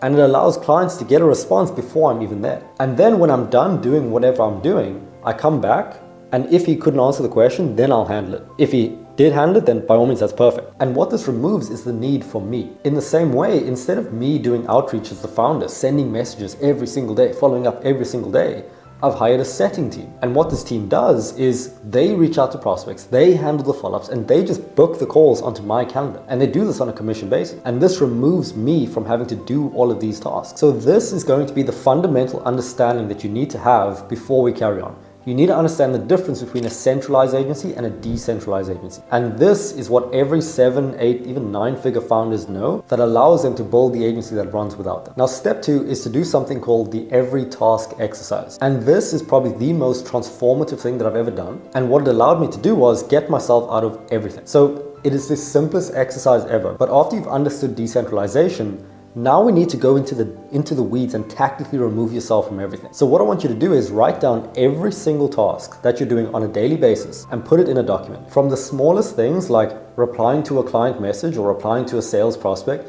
you can even include personal things. So like cooking your own food or doing your own laundry. Write every single thing down. And the goal in the next steps is to remove yourself from all of these items. And to give you a personal example, when I first figured out about this exercise and the idea of decentralization, honestly, everything changed. And what I would do is every single evening, I would go on a walk with just my phone on airplane mode. And I would just think, what am I doing every single day? What can I give off to someone else? And as I was walking, I was just thinking like, I would reply to clients. It's like, oh yeah, I have to do the accounting. Like I have to pay the team every month. It's like, what else am I doing? Then I would come up with things like, okay, when I have to onboard a set or a team member, I have to answer questions. Surely someone else could do that. And as I would walk, I would just come up with anything I could think of with the goal of someone else taking care of everything. So I would go on these walks every night. I would note everything down. And when I would come back, I would put in my calendar for the first task of the next day, like an hour block, a 2-hour block, even a 3-hour block of purely just delegation. And that leads us on to step 3, which is creating internal content. So the old way of training someone is literally getting onto calls with them or seeing them in person and literally showing them like, this is how I do this. This is what button I click and just doing it live. Now the problem with this is that people remember like 5% of what you spoke about. But instead of doing that, when you've written out all the tasks that you're currently doing, and do this now, once you've written everything out, you want to make a video, and you can use something like Loom and Google Docs to just explain exactly how you did that thing. And in the same way that I'm making a video explaining how to do this for you, you would do this for your team. And what happens is for every task that you do, it should have its own video of you doing the thing. And now the objection that I always get is that like, oh, but I'm so busy doing the things, I'm working all day, I can't actually make SOPs, I can't actually make these workflows. But in reality, that it's flawed thinking. In reality, you don't have time to not do this. The reason that your agency isn't growing is because you don't have these things, you don't have these workflows, and you're doing it yourself. So essentially, you're doing the tasks that you're already doing, but now you just have a Loom recording you doing it. And even now with Loom AI, I think you can even create a workflow from the video that you just recorded yourself doing, and it creates it automatically. So now that you have all the things that you're currently doing,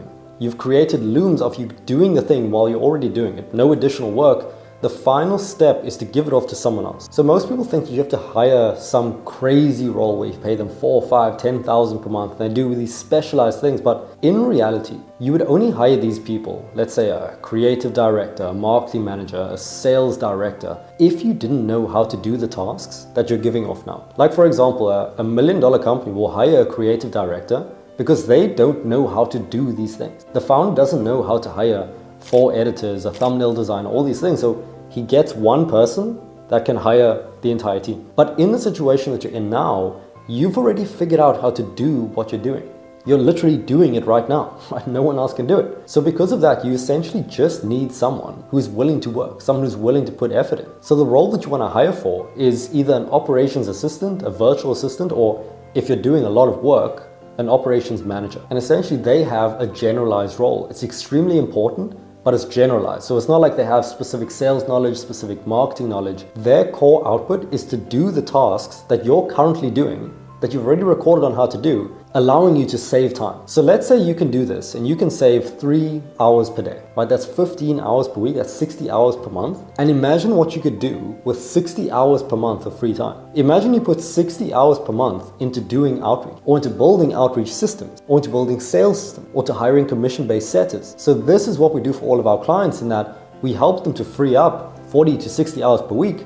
We give them the winning scripts, the winning outreach systems, the winning sales systems, and they just spend all of their time just implementing this. And if you can just keep doing that and keep leveling up in terms of the tasks that you're delegating, so you start by giving off basic admin things, then you're going to give off things like settings, so getting the actual bookings, then you give off delivery, so doing the actual client work, the onboarding, all of that, and then finally giving off sales. If you just keep doing that, you're going to run out of things to give and you're just going to be out of the day to day. So after scaling 140 agencies, this is the step-by-step fastest path that you can take to go from $0 to $50,000 per month in the shortest amount of time, with the least stress, with the least work, without sacrificing any other parts of your life. And this is exactly what I do if I started again with literally just a phone and a laptop. So I'll be walking you through the 5 steps that you need to take to cut down the time to get to your first 50K. Now, step 1 is to avoid any sort of monk modes or grind periods that most people talk about. And I want to tell you a quick story that'll really drive this point home. So recently I went to a mastermind. I paid a nice 20 to 30,000 to get access. And what the person who was hosting it told me was, and he was making around $12 million every single year, still in his 20s. And what he told me was the only way to get the best results long term and have the most consistency is by never having a monk mode or an up and down grind period. And what he said was the fastest way to scale is to consistently meet all of your personal needs. So when I was first starting out with my agency, this is around 2020, I was in a period where it was the lockdown, people weren't doing anything, and I decided to just go in one of these monk modes that everyone talks about. And what this looked like was no Instagram, talking to no one, going out never, seeing no friends, seeing no girls, nothing. And I was just in a room working all day, every day. It was like a dungeon. It was dark, and honestly, it was just miserable. Now, in this period, I did make progress, but it just wasn't fun at all. And I would see all these people, online, they would be going out, they'd be having fun. But in my head, I was thinking, no, if I just do this, I'm gonna make progress faster than everyone else because I'm sacrificing more. But in reality, and looking back on it, I didn't even need to do this. Because if you think about 2 entrepreneurs, imagine one where, they're just in this dungeon all day, they're not getting any sunlight, no exercise, nothing. They just feel lethargic, they feel like dirty and greasy, and they're just doing their work all day. And compare this to someone who is, actively getting sunlight, he's going on walks, he feels good, he's getting in great shape, he's drinking tons of water, he's healthy, and he's just got all this energy, right? And he's seeing his friends, so he doesn't feel like he's socially deprived. It's not like he's clubbing every weekend, but he'll see people during the day and just socialize. Compare the two and just think, firstly, besides just enjoying your life, right, which I didn't prioritize at the time, but just think about who would have the best focus, who would have the best energy, who would have the clearest thinking. And based on this, you can just think the entrepreneur who actually meets his needs, who's feeling good, they're going to get further than anyone who's just hunched over in their dungeon. So if I want to scale up as fast as possible, I wouldn't be clubbing, I wouldn't be on Instagram, all these things. But what I would do is make sure that I actually am healthy during the process. I actually am going on walks, I'm getting sunlight, I'm speaking to friends or people, and just avoiding falling into the trap of complete isolation. Now, step 2 is to collect a unit case. Now, a unit case in the startup world is essentially where you've found a situation where you've gotten a client and you've gotten them results. And if I was starting from complete zero, I had no experience, just a phone and a laptop, the first thing that I would do is I would determine what skill I wanted to learn. So this is exactly what I did when I started. I decided, look, I don't really care about a niche. I don't have a passion for dentists or chiropractors. I literally just want to make money and move out, which most people probably do. In the situation, I just thought, look, if I could learn sales, if I could learn how to get bookings, if I could learn how to close deals, it doesn't matter what niche I'm in, it doesn't matter what industry I'm in, I will just always make money. So I decided to go with that. I learned appointment setting. And to do this, I read some books, I learned about sales, I bought some mentorship as well. And I started doing outreach to get my first client on a performance basis. And I was sending messages. It honestly was very, very easy. I was just sending some messages, right? I said, look, I'll help you get like 10 to 30 qualified bookings on a pay and results basis. Open to more info. Like immediately, same day, I got responses. They were like, yeah, 100%. So I would get onto calls with people. And then obviously me being, brand new to the business, I was super shy. I was stuttering on the sales call. I was super nervous all day. But eventually I got the hang of it and I learned how to close the deal. So I signed my first client. I got some money up front, a couple $1,000s. I figured out kind of how to close deals. And now I had a client. The next thing I did was I did the same process for them, in that I would send messages. I would get bookings coming in. And then when they had the sales calls, I'd give them some sort of consultation. So I'd say, look, what's worked for me is that I tried this and this. I did my pitch in this way. And I think if you did the same, then you could get a similar outcome. And they did, and they got similar outcomes. They got results, they got clients as well. So this was my unit case. This was my indication that I knew what I was doing. So now what this tells me and what it would tell you is that now you have the proof, both for yourself and for the market, that you can acquire more clients. And at this point, there's actually no limit as to how many clients you can sign besides what you can actually manage. Because if I have a way to sign clients and I have this tap that's just bringing in money, bringing in clients, the only thing that's going to make me turn this tap off is if I can't deliver. And this moves me on to step 3, which is applying leverage sooner. Now, I want to tell you a quick story to illustrate what leverage can look like. So when I was running the appointment setting agency, and at this point we were around 30 to 50,000 per month, and we probably had around 10 to 15 clients. And like I was saying, at this time I had one core team member. He was managing the clients and he was just doing the campaigns. And at this point I was managing the sales calls, I was managing getting more bookings in, posting content and speaking to the clients. And what we thought about was, look, he's running the campaigns. What if he just did the client support as well, right? So answering the questions, because he's running the campaigns, he might as well just answer the questions on it. So we turned him in more of a campaign manager to an account manager. So he was getting the results, but he was also supporting the client. And then once he was doing this, which was very easy, we thought, look, what if he just did the onboarding calls too? So now he onboarded the clients, he got them results, and he supported them throughout the whole process. And all I had to do was take the sales call and he would do the delivery, right? And that is the first time that I really felt like I had some leverage, because I literally just had to wake up, go to gym, take some sales calls, and then when the client signed, they paid me, I'd be happy, everything's good. I move on to my next sales call, and then they'd just be delivered for. They'd just be onboarded, they'd get results, that everything would happen without me. And if I did this sooner, I would have scaled so much quicker. Because if you think about it, look at it from a complete first principle standpoint. You could be in a situation where you sign a client for $2,000 per month, which is honestly very easy to do. And you pay, let's say a media buyer, a campaign manager, $500. Now, essentially, you sell a client for $2,000, you pay your team $500, and you're profiting $1,500 every month, but you don't have to do anything, right? So you can spend all of this extra time of not delivering on just signing more clients. And then you literally just keep doing this until his capacity is maxed. Then you either get him on full time or you get someone else in to open up your capacity even more. And genuinely, this is how we are able to scale so quick and how you can do the same. You just keep getting more capacity. And then the next constraint is not going to be your delivery capacity. It's going to be your acquisition capacity. So you're spending too much time on booking meetings and doing sales calls. Then what you do is you get a commission-based setter. He's booking you meetings. You literally just have to take calls. And then when your calendar's max, you get a sales rep. He's on a commission basis, so he's taking 8 calls per day. You have to take nothing. Someone else is getting your booking, someone else is doing sales, someone else is delivering, and you're just overseeing the whole process. Now you're actually a business owner as opposed to a freelancer or someone just, working in the day-to-day. And these systems of applying leverage to your processes or just giving you the processes is exactly what we do for our clients right now. So genuinely, if you just want to copy and paste what we're doing for them or what we did for our 140 other agencies, you can just book a time using the link below and we can see if you're a fit for what we're doing. Now, step 4 is around accelerating feedback. So to tell you a quick story, when I was first making, let's say around 5K a month, but my revenue would fluctuate. Sometimes it's 5K, sometimes it's 7, sometimes it's 500. At this point, I bought my first mentorship / coaching program. And at this point, the people who I bought from, they were making around 7 figures per year in a similar industry to me. And as soon as I joined that, it showed me the value of what's possible in terms of accelerating feedback. Because essentially to get from 0 to, let's say, 100,000 per month, which a lot of our clients do, there's certain knowledge that's missing, right? You don't know what to do. Either it's that or you just haven't done it yet. But in many cases, if you're watching this, you're most likely someone who works hard, someone that takes action. So you most likely just don't know exactly what to do that you can just copy and paste. Because if you had that, you would scale. So when I joined this program, I immediately just started asking questions, right? Every single day, right? I would take a sales call that the prospect would object, they'd say, I can't afford it.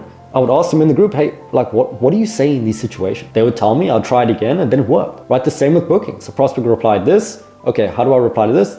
And I just changed. And what happened was most business owners, they never iterate. They just do the same thing over time. They grow from referrals and they die at like 20K per month. In my case, I got so much feedback so quickly from people who were ahead of me that I just grew faster than everyone else. And it's just because I asked more questions. So if I was starting again, the first thing that I would do is I would get into a group with accountability, with motivation, to make sure that I'm moving as fast as I can. So not to hammer on about our program, but again, that's exactly what we do. We provide that group, we give you exactly what to do. And this is just gonna motivate you because you're around other people doing the same thing. And this is how you can really just scale rapidly. And step 5 is around operationalization. Now, it may sound like some unnecessarily complex word, but I promise you it's literally just the idea of putting operations in place. Now, operations are the actions needed to be taken to get to the 50K. And to explain this, I just want to mention that I was reading a book about, wealth creation, about some billionaire, honestly. And what he was saying is that the goal of all of this, right, what we're doing here, we're starting business, we're making money. The goal isn't cash. The goal is wealth. And he defines wealth as having machines that earn while you sleep, right?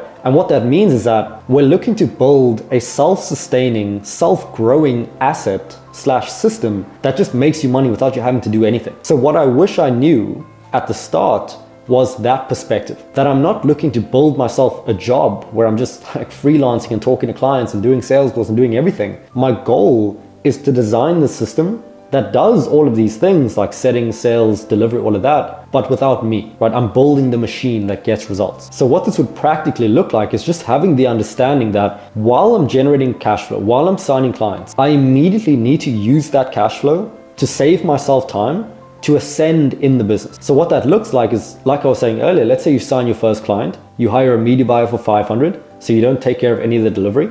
You spend all that time on acquisition. So you're spending all day booking meetings, doing sales, then you delegate setting. Now you're just doing sales. Now you have too much capacity in your calendar. Now you graduate. And essentially now you've gone from freelancer to manager. You're managing delivery, you're managing sales, you're managing setting. And then eventually you'll get a setter manager and you manage them who manages the setting team.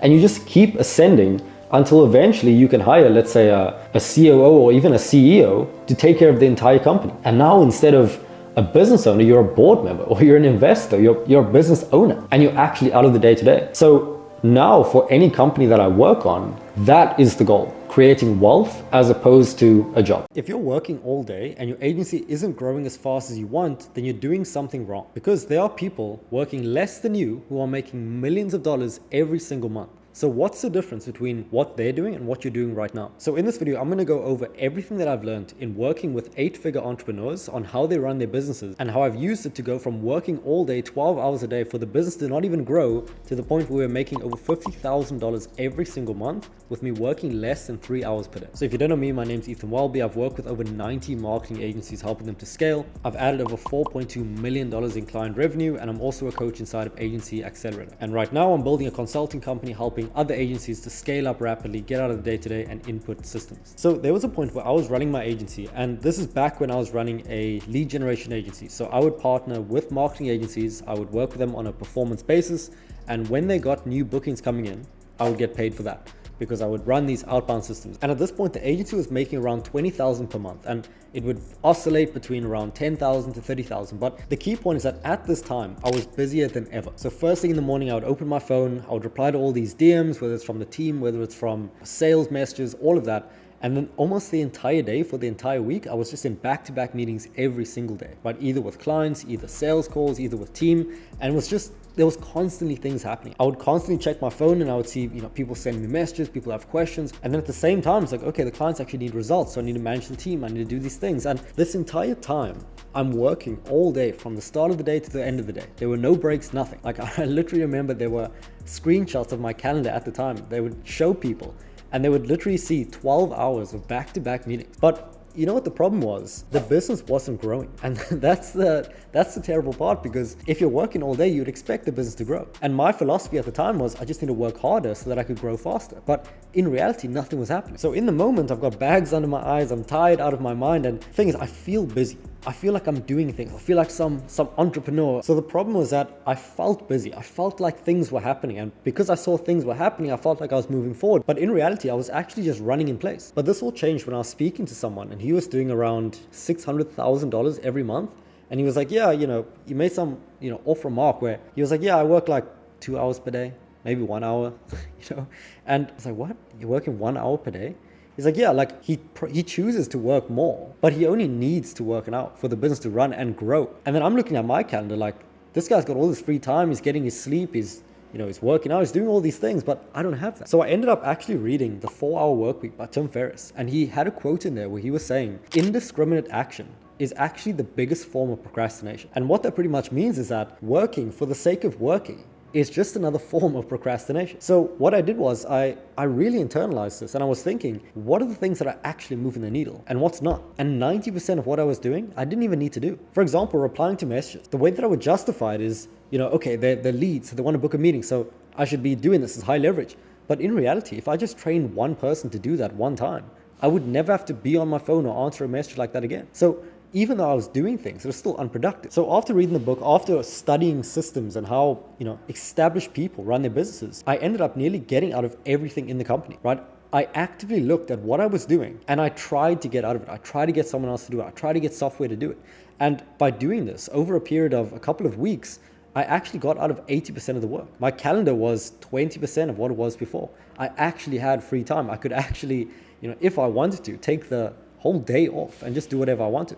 Now, I didn't do that because, I don't really want to, but I had the option. And I also had the option to work on whatever I wanted to work on. The thing is, like, most of us, we want to work. Like, we actually want to work on things that actually move the business forward. If it doesn't, it kind of just feels like wasted time. So what I want to walk you through is the process that I took to actually figure out what I'm doing, get out of most of it, and have the freedom that most people want when they start a business. So there's 3 things that you need to do. You need to find proof of concept. You need to document the systems. And then you need to apply leverage to these systems. Now I'm going to explain what these things are, and I'm going to give you a practical example that'll really just drive the point home for you. So the first thing that we need to do is we need to find proof of concept. Now what this means is that we simply need to find something that works. So let's say your goal is to book meetings and you've been testing all these things, testing all these scripts, and now you found a way using voice notes on LinkedIn, you can book a meeting per day. You found something that worked. And that's the most difficult part of business, right? Doing all the work to actually get to the point where it's like, okay, this is working. I'm getting the desired outcome. This is where most entrepreneurs fail, because they find something that works, but they never document. And I'm going to give you an example of this in a minute. So the next step is to document what you're doing to make it work. Because if you don't document it, firstly,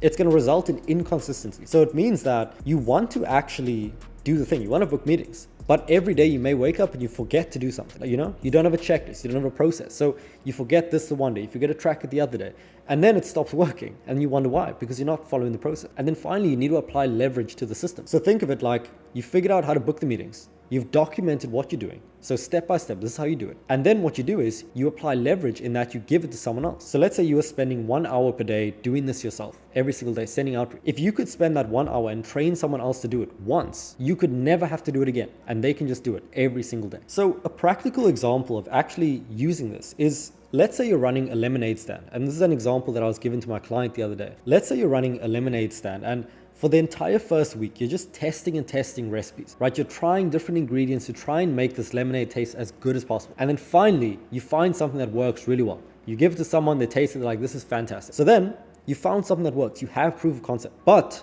then let's say next week, you want to make the same thing for a different person and you make it, but you kind of forget how you did the thing. Like you don't remember every single thing step by step. So you give it to them and they're like, this isn't bad, but it's not like the same one. It's not like the last one. So the problem was that it wasn't documented. So let's say the next week, okay, you're testing again, you're trying to find those combination of errors that made it taste so great. And now you find it. But instead of doing it and then forgetting about it, you document your process. You open Google Docs, you type it out. I use this, this, and this. You even record a video of yourself doing it. And now it's like, okay, this is the recipe. This is how you do it. It's straightforward. So now every single day you wake up and you just use the same recipe. You just follow it step by step every day. And it's so easy. You don't even have to think about it. So you love your work because it's like, okay, this is so simple. But now your product is so good. So many people are getting it that, they're actually telling their friends. They're like, this guy's got the best lemonade ever. So now you're growing from referrals. You're getting all these people coming to you. And now you don't even have time to make the lemonade because you're so busy with actually selling it. So what happens is you just call up your younger brother and you're like, look, you want to make some money? He's like, yeah. So you get him in. You tell him, look, literally just follow this document, follow this video, and you'll make lemonade like me. He does it, it's perfect. And now you just spend all your time actually selling it. So now he's making it in the background every single day, and you're just focusing on selling it, right? And let's say, hypothetical numbers, you're paying him $100 per day. And let's say your average revenue that you make, the amount of money that you get is around $500. And let's say it costs like $100 with all the costs of goods, the actual lemons, all that stuff. So you make $500, $200 is too expensive. You earn $300 every single day, profit. Now let's say you take the same approach in terms of delegating the making of the lemonade to the sales. So you make a step-by-step process on how to actually sell the lemonade. You give it off to someone else, they get $100 per day. And now you are making $200 profit every single day without doing anything. And this is the exact approach that you can take with your agency. So if you're in the stage where you're doing everything yourself, what you need to do is you just need to make sure, okay, do you have something that works? If you do, you just need to document step by step what you're currently doing and record a video of you doing it live. Right? This is the best way that we found to do it. And then finally, all you need to do is get someone else in to do the thing. And then in doing this, you're able to give someone else the role. But the most important thing is that you can spend the time that you save on higher leverage things that actually move the business forward. So this is the problem that I was facing at the beginning, was that I was doing everything. And by me doing everything, it's what stopped me from moving forward, because I couldn't work on the things that would move the needle. Let's say like making hires or building out content, building VSLs. So by using this, it'll allow you to get out of the day-to-day. And if you want help doing this step by step, where I can literally just review everything, literally just give you the systems, you can book a time using the link below and speak to either myself or someone on the team, and we'll just walk you through our process. So at the start of last year, I scaled my agency from $0 to $51,000 per month in 90 days. And what I want to do in this video is walk you through every single thing that happened to get to that point. But I also want to emphasize that before that 90-day period where we scaled rapidly last year, I've been doing, countless other things to get to this point, to learn the skills, to scale up. And what I want to do in this video is just walk you through everything that happened to this point. So if you don't know who I am now, my name's Ethan Welby. I'm the co-founder of Agency Growth Partner. What we do is we help marketing agencies sign more clients by building out these acquisition systems. So when I first started out, the way that I got into this space was actually in Instagram theme pages. So at this point, I was around 16 years old. I was in high school. And to be honest, the way that I got into it was, I saw some YouTube videos like we all do. I've just been vegetating there on the couch. I see some videos pop up. And one of the things that I see is, Instagram theme pages. So what this basically is, you create one of these pages that are purely focused on one thing. So for example, cars, for example, music, and you just post about these things. So before I got to this point where I found this video, I was really focused on the whole entrepreneur thing. And to be honest, I had no idea what it meant to actually be a business owner, to run a business, to do all these things. I probably just watched like an episode of Suits and I saw a guy, looking like he owns a business, seeing some like CEO interviews, some motivational talks, all these things. So I didn't even know what it entailed. But the thing is, it looked cool. So what I did was, instead of, studying for school, instead of doing the work, this is what I'd be watching. I'd be on YouTube, I'd be watching tutorials, I'd be watching, entrepreneur morning routines, all the stuff that you see all the time. So when I did find this video, it's because I've been watching all this other stuff. So I got recommended how you can create a theme page. So what I did was I started on the same day. I just created some new account and I started posting pictures. I just follow what they said, follow what the guide said. And surprisingly, right, I did this every single day for around 90 days and beyond that. But in 90 days, I actually got the account to around 5 to 10,000 followers. So in doing that, I built the page. I found it so fulfilling, not even fulfilling, but just enjoyable, purely because I would have my phone and I would constantly be seeing notifications. I was like some dopamine junkie, and I just saw the notifications all day, and for some reason that was so appealing to me. And it made you seem like this real entrepreneur guy that I just kept doing it every single day, and it got so addicting. So I ended up growing the page, and then I was making some money from it by selling shoutouts. So what this basically meant was advertisers, people with, let's say, an e-com brand, they would come to me, they would message me, they would say, hey, can I advertise my product on your page? And me being completely experienced in South Africa with no money, I was like, absolutely. Whatever, you could give me any amount and I would post it. I would post the most absurd things if you were just willing to pay the amount. And what that amount was genuinely $10 to $20 to $30. So I would be making, let's say, one of these shoutouts per week. I'd be making, let's say $100 every single month just from this account, from growing the page, from posting every day. And then, I just kept growing it. But then what happened was I kept watching these videos. I kept checking the entrepreneur morning routine where it's 7 steps and they waste 3 hours before they even get to work. And then from there, what I found was, other ways to monetize the page. And then I found dropshipping. So dropshipping is, starting an e-com store, selling things online. And what I found was I could run traffic from my page to the dropshipping store. And because of that, the amount of money that I could make would be way more than the shoutouts. Because one product that I was selling could be $50, $100, $200, where a shoutout was just, let's say $30. So instead of selling other people's stuff, I just sold my own stuff. So this allowed me to get into dropshipping. And this is when I started, learning web design. I started doing all these other things, learning advertising, basic copywriting. And I just started getting these skills that eventually would become useful over time. So I started doing this. And at the same time, I do want to mention a lot of people, they say they're these natural born entrepreneurs. They sold lemonade or something when they were young. I didn't do any of that. But they also say the teachers hated me. I got terrible marks. I didn't fit in. To be honest, I got great marks in school. It wasn't that difficult. But the thing is, it just wasn't a focus for me. And because of that, I would spend, let's say, an hour or two per week studying.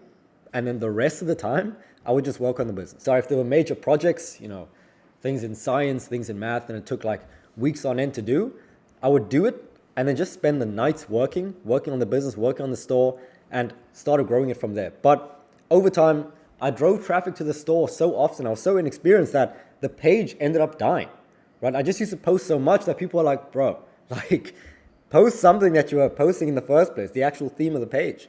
So the page ended up dying. I started getting no engagement. And then what actually happened was someone offered to buy the page, and me being completely inexperienced, they were like, yep, we'll give you this amount. We'll give you $1,000 for the page. Just give us your logins. It's perfectly fine. It'll be completely safe. And then we'll transfer you the money. You give us the account and it'll be fine. And then what happened was they logged in. I never got the money, ended up losing everything. And I was just, in a terrible state. So now I had this dropshipping store, but no traffic. So with all the money that I had left, which was, let's say $500 to $1,000, I was like, hey, let's put it in ads. So what I did was I spent all of that money on ads to run it to this one store, and I went to sleep. I was like, tomorrow I'm going to wake up rich. I'm going to wake up, I'm going to buy a Lambo, get a new iPhone, get a new MacBook, all of this, just to wake up to no sales, all the money burnt, and absolutely nothing to show for it except for a Shopify subscription that is due in 2 days. So at that point, I was essentially back at zero. So then at this point, I was, working on the business, trying to make it work. I started, creating some more theme pages, trying to get more traffic to it, but nothing was really working. And what I found was, again, being on the, beginner entrepreneur thing, I was just on YouTube all day, thinking it's productive, not really doing anything. And I came across, as you might know, an E-Man video. So I open YouTube and I see this guy in Cape Town, where I stay, but in a much, much nicer 5-bedroom apartment, talking about some SMMA thing, running an agency. And because of this, obviously it looked very shiny, but in my head I was like, no, I'm not going to switch niches. I've seen people do this all the time. They start with one thing, they move to another. But honestly, I kept seeing his stuff over and over and over. And eventually I was like, hey, this makes sense. I have the skills to deliver these things. I grew the store to this amount. So what I can do is I can transfer that to other people. So at this point, because I didn't have any money left, because I blew it all on ads, thinking I'd be rich the next day, I didn't have money. So what I did was, because I wanted to join this course, I was searching deep online in the trenches, trying to find some sort of, free version of the course. And luckily, on some Indian website, I found, eMangaji Agency Navigator, free version. I downloaded it and I studied it like it was going to make me rich. So I kept following that. I ended up starting an e-com agency. And obviously, as we know, if you're in the space, if you're just starting out, it's a very, very, very difficult thing to do because everyone, like me, just copies the guy who created the course. So what happens is everyone picks the same niche, everyone does the same offering, and because of that, everyone uses the exact same script that they see in the course. So because of that, nobody gets results, everyone thinks it doesn't work, and then it's just terrible. So what I ended up doing, because I was constantly reading books, I was looking for more information, I was really deeply thinking about the situation. And the first thing that came to my head was, what is everyone else doing? Everyone else is just copying the same people doing the exact same things. But what I could do to make sure that I could have the easiest transition, the most guaranteed success, is that if I could learn how to market and how to sell for myself, and I offered that to my clients, then I could learn the skill for myself and they could just get the delivery. So I'm essentially learning one thing and solving both of our problems. So because of this, I thought the logical transition would be into lead generation. Because if I could learn how to generate leads for my own agency, then I could easily generate leads for their agencies. So after spending 7 months on ecom trying to book a meeting, and I couldn't even book one. In the 7 months, I couldn't book one meeting. After doing that, I made the transition to lead gen. And because of that, within the first 30 days, I ended up signing my first client. And I remember this day like no other. It is still in my parents' house. I closed the deal for, I think, a $250 setup and then $100 per appointment booked. And honestly, I have the screenshot. It is probably one of the happiest days of my life. And once I got that booked, I started working for them on an appointment setting basis. And then what I realized is that so many of these agencies, they had the exact same problem in the sense that they had a service, they had a delivery. They just didn't speak to enough of the right people every single day to actually sell it to them. So I just kept doing this. I just kept selling clients at around $250, $500 setup. And the way that I was actually delivering these results and the way that I was actually booking these meetings was from LinkedIn. So the reason that I got into LinkedIn was because, as I was a YouTube addict at the time, I would search how to actually book meetings, how to actually sign clients, for agencies. And one of the ones that I found to work best was LinkedIn, because I thought that if I could make a LinkedIn account that allowed me to stand out from all the other people offering lead gen, it will act as my advantage in the market.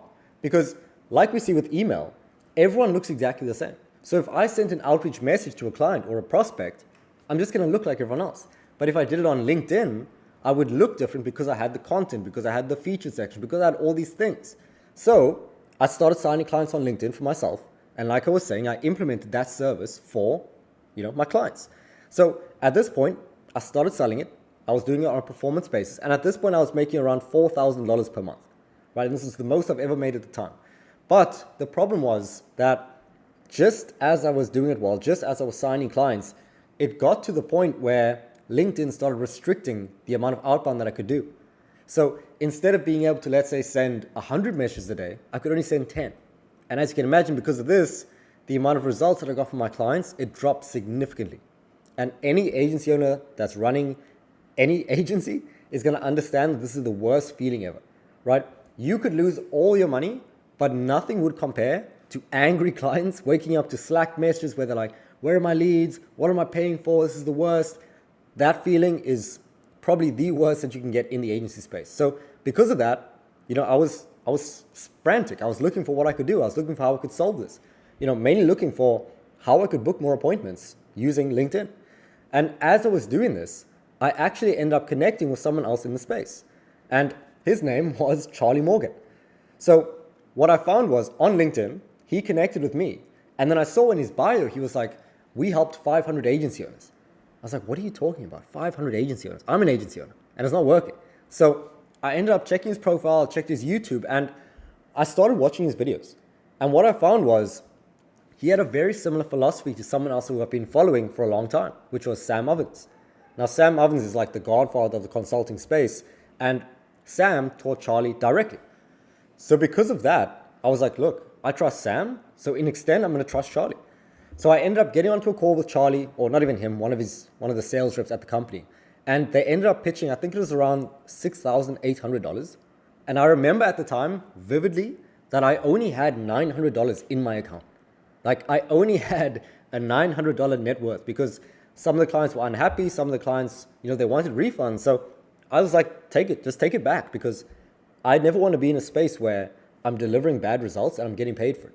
So I ended up refunding the clients, and I had, like I said, 900 in my account. And then they pitched me the 6,800, and I was like, look, I really want to do this. I'll make it work, but I just don't have the money. And they were like, okay, what if we split it into 2 payments? I was like, I really want to do this, but I don't have the money. And then they were like, what about 3 payments, 4 payments, 5 payments, 6 payments? And I was like, look, if we can split it up into like 6 or 7 payments, I think I can make this work. And what I did was, I never told them that I didn't have, or that I only had 900 in my account. I just said that I didn't have the money. And they were probably thinking, he's just saying this, trying to get the price down. But in my head, I was like, whatever I need to pay, I'll get into it and I'll make it work. So within the first 17 days, I think, after joining for that 900 that I paid, I knew that I had to get the money back so that I can pay the next month. And because of that, the first night that I bought it, the first 2 nights, I didn't sleep. I just stayed up the whole time going through it to make sure that I could implement it the next day, because I had a coaching call on the Friday. I joined on the Wednesday. So I was like, I need to finish it by Friday so that I can get feedback. And because of that, I was one of the fastest growing people in the group, because firstly, I didn't have the money, so I had to make it to get to the next month. And because of that, I ended up raising my prices, ended up booking more meetings, clients were happier. And then I started charging around $4,000 setup, and then $100 to $200 per appointment. So at this point, I was making around $8,000 to $9,000 per month. And at this point, I was still living with my parents. And one of the main reasons I was still there was because all of this happened in the year after I left high school. So just to backtrack a little bit, the year I left high school was the year after the virus. So because of that, a lot of people are asking, what are you going to study? How are you going to do it? And I was actually meant to go into software engineering. But because I knew that I wanted to work on the agency, because I knew that I was going to make this work, I was like, I'm really concerned about the virus. I really don't want to get sick, put you guys in danger. So I was like, look, let me take a gap year. Let me take a year to just make sure everything's safe, and then I'll go back to university. And they were like, yeah, that's a great idea. You care about our safety. But in reality, I was just working on the business during that entire time. So at this point, I've been at home, been staying there for the last, I'd say 19 years of my life. And then when I was making around $8,000 to $9,000 per month, I decided, look, this is when I'm going to move out. So what I ended up doing was, I was applying for all these rental apartments, trying to get a place. But in reality, people don't let people with no credit score straight out of high school actually rent an apartment for 6 to 12 months. So what I ended up doing was I would stay in Airbnbs for 30 to 60 days at a time. And what I did was I found the first one. I think it was around $1,000 for the month. And I ended up staying there. And the amount of productivity that I got from this, just as a side note, when I moved out, the idea of having no other people in the house to distract you, to just focus all day on the work, the amount of productivity that you will get in terms of increase is massive. Because you determine when you want to work, you determine when you want to eat, you determine whether you want to clean up these plates in the sink. It's all on you. So because of that, if you are diligent, if you are focused, you can really just dial in on the work and get a ton done. So at this point, I was making between $10,000 and $15,000 per month. But the problem was that I was doing everything myself, right? Everything from sales to booking meetings to service delivery. It was all a mess. I didn't know how to hire. I didn't know how to do anything. So because of that, even though I was making more money than I've ever made in my life, it was still the most stressful time in my entire life, because every single client, if something didn't work, they came to me. Every single sales call came from me. Every single meeting that is booked came from me. And because of that, my attention was so scattered that, everything felt all over the place. And because of that, I just didn't know how to run a business. Simply put, I didn't know how to run a business. So I was all over the place. My attention was scattered. I didn't know how to hire, didn't know how to delegate, didn't know how to automate. And because of this, it was a mess. And what actually happened was my attention dropped between clients. Like I would keep signing new ones, but because my attention wasn't there, the clients that I had didn't get the best results because they didn't get the attention that they needed. So clients started leaving when I was at around 10 to 15 per month. And then at the same time, I wasn't booking that many meetings and I wasn't making that many sales. Also, another side note is that most agency owners, when they're at the point where clients are angry, clients aren't getting results, they want refunds, all of this, your motivation to actually work on it drops significantly. So because of that, it just becomes this negative flywheel of it's not working, I have no attention, I tend to avoid it, I want to work less, so it gets less attention and it gets worse. So I was at the point where I was making around 10 to 15,000 per month, but my clients were declining and the revenue was declining. And I knew something was wrong because I couldn't get past that amount. So what ended up happening was, I think I got hit with an ad, something like that, and I ended up seeing the idea of growth partnering. Now, what that entails is partnering with agencies or with companies on a bigger commission structure, a bigger retainer, charging more, delivering more, providing more value. And in doing this, you get paid more, and they also teach you how to actually build the business. Now, this was hosted by Jordan Lee and Jacob Levine, and honestly, it was great. So what happened was, I think they were charging around 5 to 10,000 at the time. And again, I was in a situation where revenue was down, didn't have that much money, and I was like, look, let's just make it happen. Worst case, I go back to my parents. And then I invested in that, and honestly, it was massive in terms of both, the business aspect of things, actually helping you build the business, helping you, hire a team, building systems, all of that. It gave huge perspective as to how companies actually run. So for example, having, a meeting cadence, having team meetings every single week, having a flow, having reporting for the agency, all of that. It was massive. So because of that, they allowed me to raise my prices, going from pay-per booking to around, charging $3,500 to $4,000 every single month, and having a better time with the company. So showing us how to hire people. But most importantly, the thing that I learned from them was the actual mindset around being a business owner, as opposed to being some, SMMA guy, So at this point, this was actually where I was looking to make the transition from pay-per booking to actual growth partnering, or just charging a retainer, right? To be honest, the major difference between growth partnering and what I was doing before was just charging more and charging a retainer. But regardless, it helped massively. So what ended up happening, this was around December, early to end of December.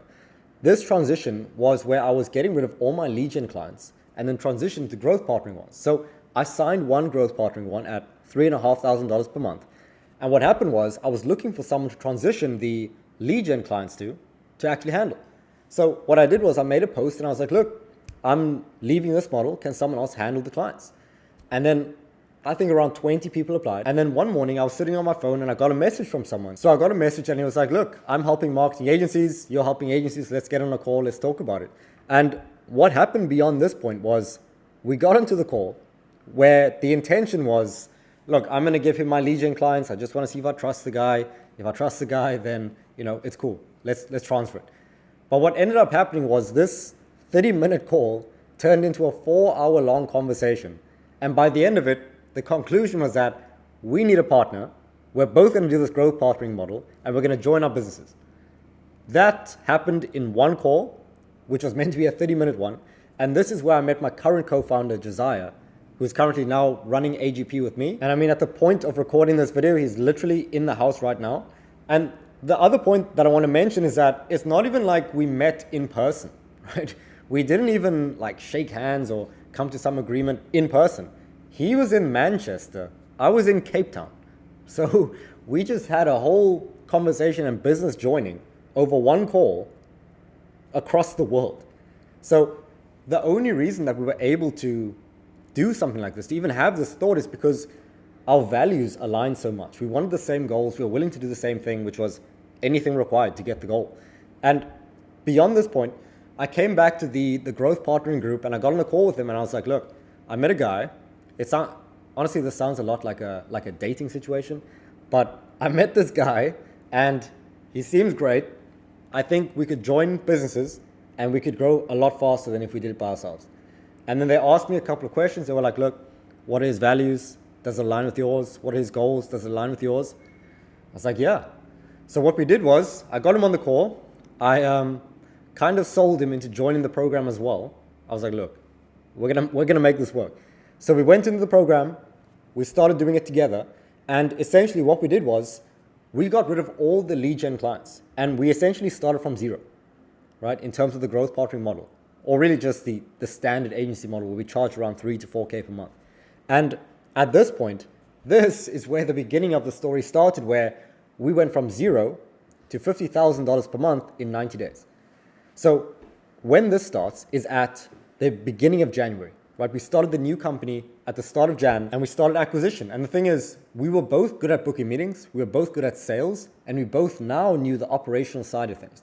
So what happened was we just rammed bookings. We just rammed bookings, rammed sales calls, signed a whole lot of clients and scaled in 90 days from zero to $50,000 per month on the done for you lead generation. So at this point, we have the agency, we're making over $50,000 every single month. And this is just in the 90-day period. We scaled beyond that after that. But then just to relate where we are now to the actual story is that I was having a conversation with Charlie and I was talking about, look, we have all these clients. We're managing around 10 to 20 clients right now. How do you see us scaling in the future? You know, is it getting bigger clients? Is it getting more clients? How should we do it? And then basically what Charlie said, extremely straightforward, cold-faced, was, look, you figured out what needs to be done. You figured out how to scale. You figured out how to book meetings, how to sell, how to deliver, how to operate. What you should do now is move into the done with you leverage model. So at this point, we've figured out all the skills needed to go from 0 to 50. And he was saying if we just kept doing the same things, we would get to 70, 90, 100, 150, even 200,000 per month. But the amount of complexity, the amount of, things that would need to be done, the amount of operational complexity that would be involved wouldn't be worth the transition. Because essentially, all we'd be doing to go from 50 to 200 is just more of what we're already doing. So what we ended up doing and what we're doing right now is for a select few people, we're providing all the systems that we used to be able to go from 0 to 50,000 while maintaining 80 to 90% margins, while automating the entire agency, while being out of the day-to-day, while having the entire thing run without you and just generate cash flow. We're providing these services for a select few agency owners so that you can just make the same transition.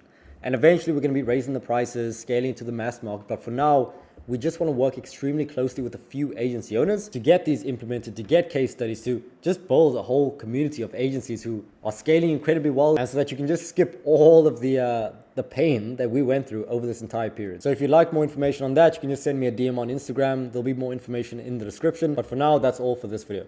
So at the start of 2023, I started and scaled my agency and got it from 0 to $50,000 per month in under 90 days. And the most important thing that allowed me to scale so rapidly, to get to the point where the agency is booking meetings, signing clients, generating revenue, all without me, all automated, all signing clients, is the habits that I had on a daily basis, right? It wasn't the outreach script, it wasn't the sales script, it wasn't the courses that I took. The most important thing that I focused on were the things that I did every single day.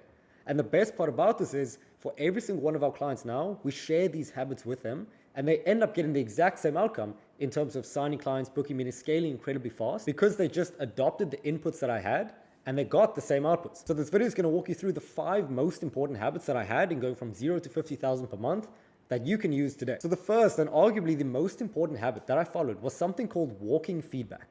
And as stupid as it sounds, every single morning before I even started doing any work, I would wake up and I would just walk. It sounds extremely stupid, but the thing is, on these walks, what I would do is, instead of going straight into a task like most people do, instead of going straight into, mindless work, just doing whatever they can think of, when I was running the agency, I realized that the most important thing that I could do was figure out firstly what to work on.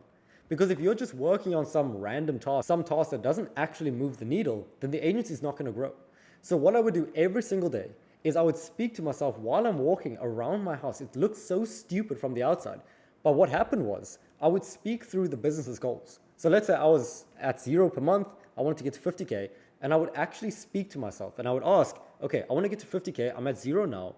What's the main thing that I need to do to get to that point? What's limiting me? And this is the key question that I asked. I would ask, what is limiting me from going from where I am to the next goal? And what happened was I would realize, okay, while I'm walking, I'm at 0 now, so I need more clients. And how am I going to get more clients? I need more bookings. How many bookings do I have per day right now for the agency? How many sales calls am I taking? None. So the priority at this point is getting more bookings. And then I would realize, okay, this is the bottleneck. This is the limitation to the business's growth. So what I would do is I wouldn't focus on anything else until I solved this problem. Okay, and I kept doing this over and over. So let's say I was at a point where bookings was the limitation, right? I didn't have enough bookings in the agency. Then I would realize, okay, I need some sort of system to get more. So that's when I started the outbound email system. And this got us to around 1 to 3 bookings per day. And then I started the LinkedIn system. This also got me around 1 to 3 bookings per day. And at this point, I was taking, let's say, 2 to 7 sales calls per day. And I realized, okay, the next limitation is sales capacity, because we're getting more bookings, but we don't have enough sales calls. So every single day, I would go through this process. I would walk around, I would talk to myself, I would ask myself, what's the limitation in the business? So what you can do right now is look at your agency and ask yourself, what is limiting the growth of your agency? And be completely honest with yourself, right? If it's the case that you have clients, but you don't have time to deliver, then it's the case that you need to hire more people. You need to get yourself out of certain tasks so that you can scale up and free up time so that you can spend more time on sales calls or hiring a sales rep so you can get yourself out of the day-to-day. And this was the first habit that I followed in order to get to the 50K per month in 90 days. The next habit that really helped in getting there was actually acquiring new knowledge. So when I was trying to scale up really quickly, I would be listening to certain information, and some people would be telling me, look, you need to be reading all day, 3 hours per day, constantly learn, constantly study. But on the other side of things, people are like, you don't need books, you don't need more info, you just need action. Just work hard, do it now, just take action. But the thing is, there were two opposite sides. There were two opposite opinions on what to do.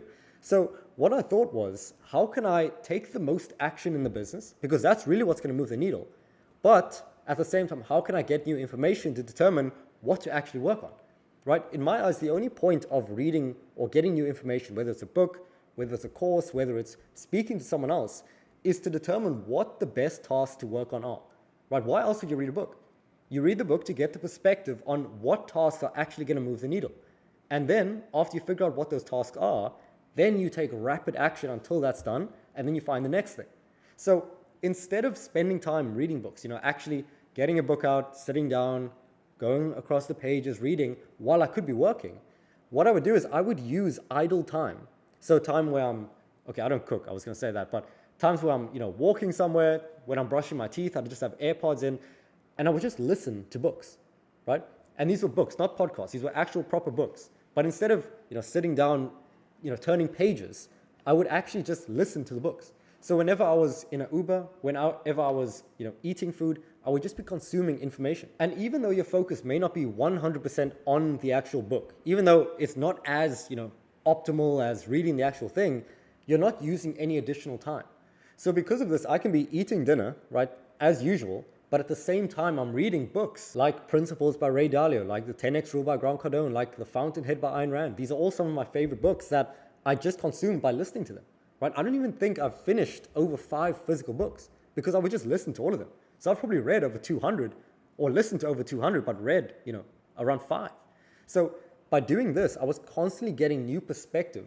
And this is especially important if you're in a situation where, let's say you're living with your parents, let's say you're in high school, and there's constantly people who just aren't on the same, the same wavelength as you. They may be super negative. They may be like, oh, this agency thing's not going to work. Oh, you should just go study. You should just, not do any of this stuff, right? Especially when you're in environments like this, it's the most important time to actually get and keep these perspectives. Because if you're not getting new information while you're in an environment that's actually pulling you down, then you're just going to get pulled down. But by getting this new information, by learning from entrepreneurs, by learning from people who are doing better than you, it's just going to constantly raise your way of thinking, your mindset. I know mindset's such like a, arbitrary thing, but it's true, right? The way you think about the world. By getting this new information, it's just going to allow you to, take better actions, to have better thoughts, to see the world more positively. And this consistently is what's going to allow you to get to the point where, you move out of the house, you scale the business, whatever it might be, whatever your goal is. This is a massive habit that I'd highly recommend. Now, the third habit is putting your phone on airplane mode. Now, as simple as this may seem, just taking your phone and putting it on airplane mode when you go to sleep and then keeping it on airplane mode till 1 p.m. is probably, if not the most effective productivity hack that I've ever used in my life. So early on, I learned from a mentor the idea of productivity is more about removing the bad things as opposed to adding more good things. So this is when I was probably still in high school, right? I was probably ending high school. I was around 17, 18 years old. And I really learned this when I was watching a Sam Ovens video. And he was talking about being more productive by doing less of the bad stuff. So instead of trying to get, new to-do list software, having a better desk set up, having all these fancy things like these ring lights and, headphones and binaural beats, instead of that, Sam recommended, and I think he was making like 50 million per year at the time, he recommended just removing every possible distraction, anything at all. And by doing this, you're just naturally going to be productive. And this is, to this day, the most effective productivity hack I've ever found. Just removing all the bad stuff. Like removing Instagram, removing TikTok, removing your phone, and just having a laptop with no notifications and just the work. And if you have that, it's like, how do you procrastinate? Like there's nothing else to humanly do. So when I was first starting the agency, when I was making nothing, every morning, and this is even when I was in high school, when I was studying for exams, like again, this applies to everything. So what I would do is at night before I slept, I'd turn the phone on airplane mode. And simply put, I would put the phone in another room. I'd wake up, I wouldn't check the phone, or I wouldn't turn the phone off airplane mode. I would check it just to see what the time is, because I didn't use an alarm. I would just like wake up anytime. I would check that, and then I'd just go straight to work, right? I wouldn't even turn it off. So I wouldn't see Instagram, I wouldn't see WhatsApp notifications, I wouldn't see text messages, I wouldn't see messages from girls or friends or family or anything. And I just got straight to work. And what you realize is that it's not that you're wasting time per se if you checked your phone, if you didn't turn it off airplane mode. It's more the case that you're protecting your attention. Because when you see something on your phone, whether it's TikTok, a message, anything, and you haven't done your actual work yet, all it does is it takes your attention away from it, and it kind of like sticks in your brain. You know, if you get a message from someone and then you just choose not to reply and then you start working, now you're thinking about that message. And so a percentage of your brain is actually being taken by that message just by you checking it. So imagine you open your phone and you see 20 notifications, right? It's 20 things taking your attention away. So how are you going to focus? And this is why so many people are TikTok brained, in the sense that they can't focus for more than 30 minutes because their mind is so scattered on 10,000 things, right? So by doing this, I promise you, if you do this for 7 days at least, don't check your phone, don't check Instagram, don't check WhatsApp, and just go straight to work, I promise you, if you do this consistently, your focus will skyrocket, right? I used to be able to focus for like 5 hours on end. I'll probably take like a break in between, like after 2 hours. So 2 hours of deep focus, break for like 10, 15 minutes, back into work 2 hours, and the amount of work you can get done doing that is insane. Now, the fourth habit that really allowed me to scale incredibly fast and to avoid, burning out or losing passion. I don't really believe in all that. But the habit is the idea of building stress tolerance. Now, what this means is that most people think that when you get stressed, you have a certain capacity. And once you get past that, you burn out and you need a nap and you need some Netflix and some ice cream. But in reality, if you believe that your stress tolerance, the amount of stress that you can handle, whether this is messages from people, things going wrong, you being tired and you still have to work, all of this, by believing that you can build up your stress tolerance like a muscle. So every time you get stressed, every time you max out your capacity, you do things that are difficult, you build it and it gets stronger. If you believe this, then you'll get to the point where you can handle so much more in a day, where in the past you couldn't have done it at all. So when I was first running the agency, I could get a negative message from a client. Not even a negative message. They would just be like, Ethan, when is this being released? And I'd be like, and I'd just panic, because I didn't have stress tolerance. So the same in that I could be working and I could get 7 hours of sleep instead of 8. And then I'd be like, oh man, I'm so tired today, my brain's so foggy, I can't do work. That is literally how I would think, because I had no tolerance. I didn't build it up. So what would happen was I would get into these stressful situations. It'll be 11 p.m. I get an angry client message, right? I need to fix something. The Stripe goes down. I can't collect payments. All these things are happening. I solve it instantly. I'm here at 1 a.m. just working, solving some random issue. And by doing this over time, you build up your stress tolerance and you get so used to it. Another one was sales calls. So I would have one sales call and I would just be exhausted when I first started the agency. So I would just take the call. At the end of it, I'd be like, bro, I need a nap. It'll be 1 p.m. 1 p.m. and I'd be like, bro, I'm done for the day. But now it's gotten to the point where after doing it so often, by getting so used to it, I would take 7 sales calls in a row, 7 hours of being on calls with people and selling. And this is coming from an introverted person. I don't even like sales calls. But because I'm so used to it, because I built up the stress tolerance, it just allows me to, deal with it. So now it's completely normal. Now I can wake up on a random Wednesday and be like, oh, okay, 6 calls today. And I still have whatever else, I still have to see some people and I still have 4 hours of work to do. I have to record all this content and I have to, see my family in the evening. I'm doing this on 4 hours of sleep and I've got a cold and all this stuff is happening. I'm like, yeah, okay, normal Wednesday. So if you can adopt the idea that as you do difficult things, as you feel like you're maxing out the amount of stress that you can do, operating on low sleep, having, some girl arguing with you, your girlfriend's angry, your clients are angry, all this stuff is happening. all at once and you can just continue regardless and operate under pressure, I promise you, this is going to be what's required to actually get to the next step. Because you as your current self is not ready to get to the next standard. But only by improving is what's going to allow you to get to the next point. And the final habit that allowed me to get to the 50K in 90 days, and this is how we're scaling to $100,000, $200,000 per month, is by limiting the amount of dopamine that you get. So when I first started the agency, this was around 2021. And I just got out of high school. I was staying at home. I decided not to go to university because, oh, I'm so smart. I'm going to start a business and, I'm just going to do all of that.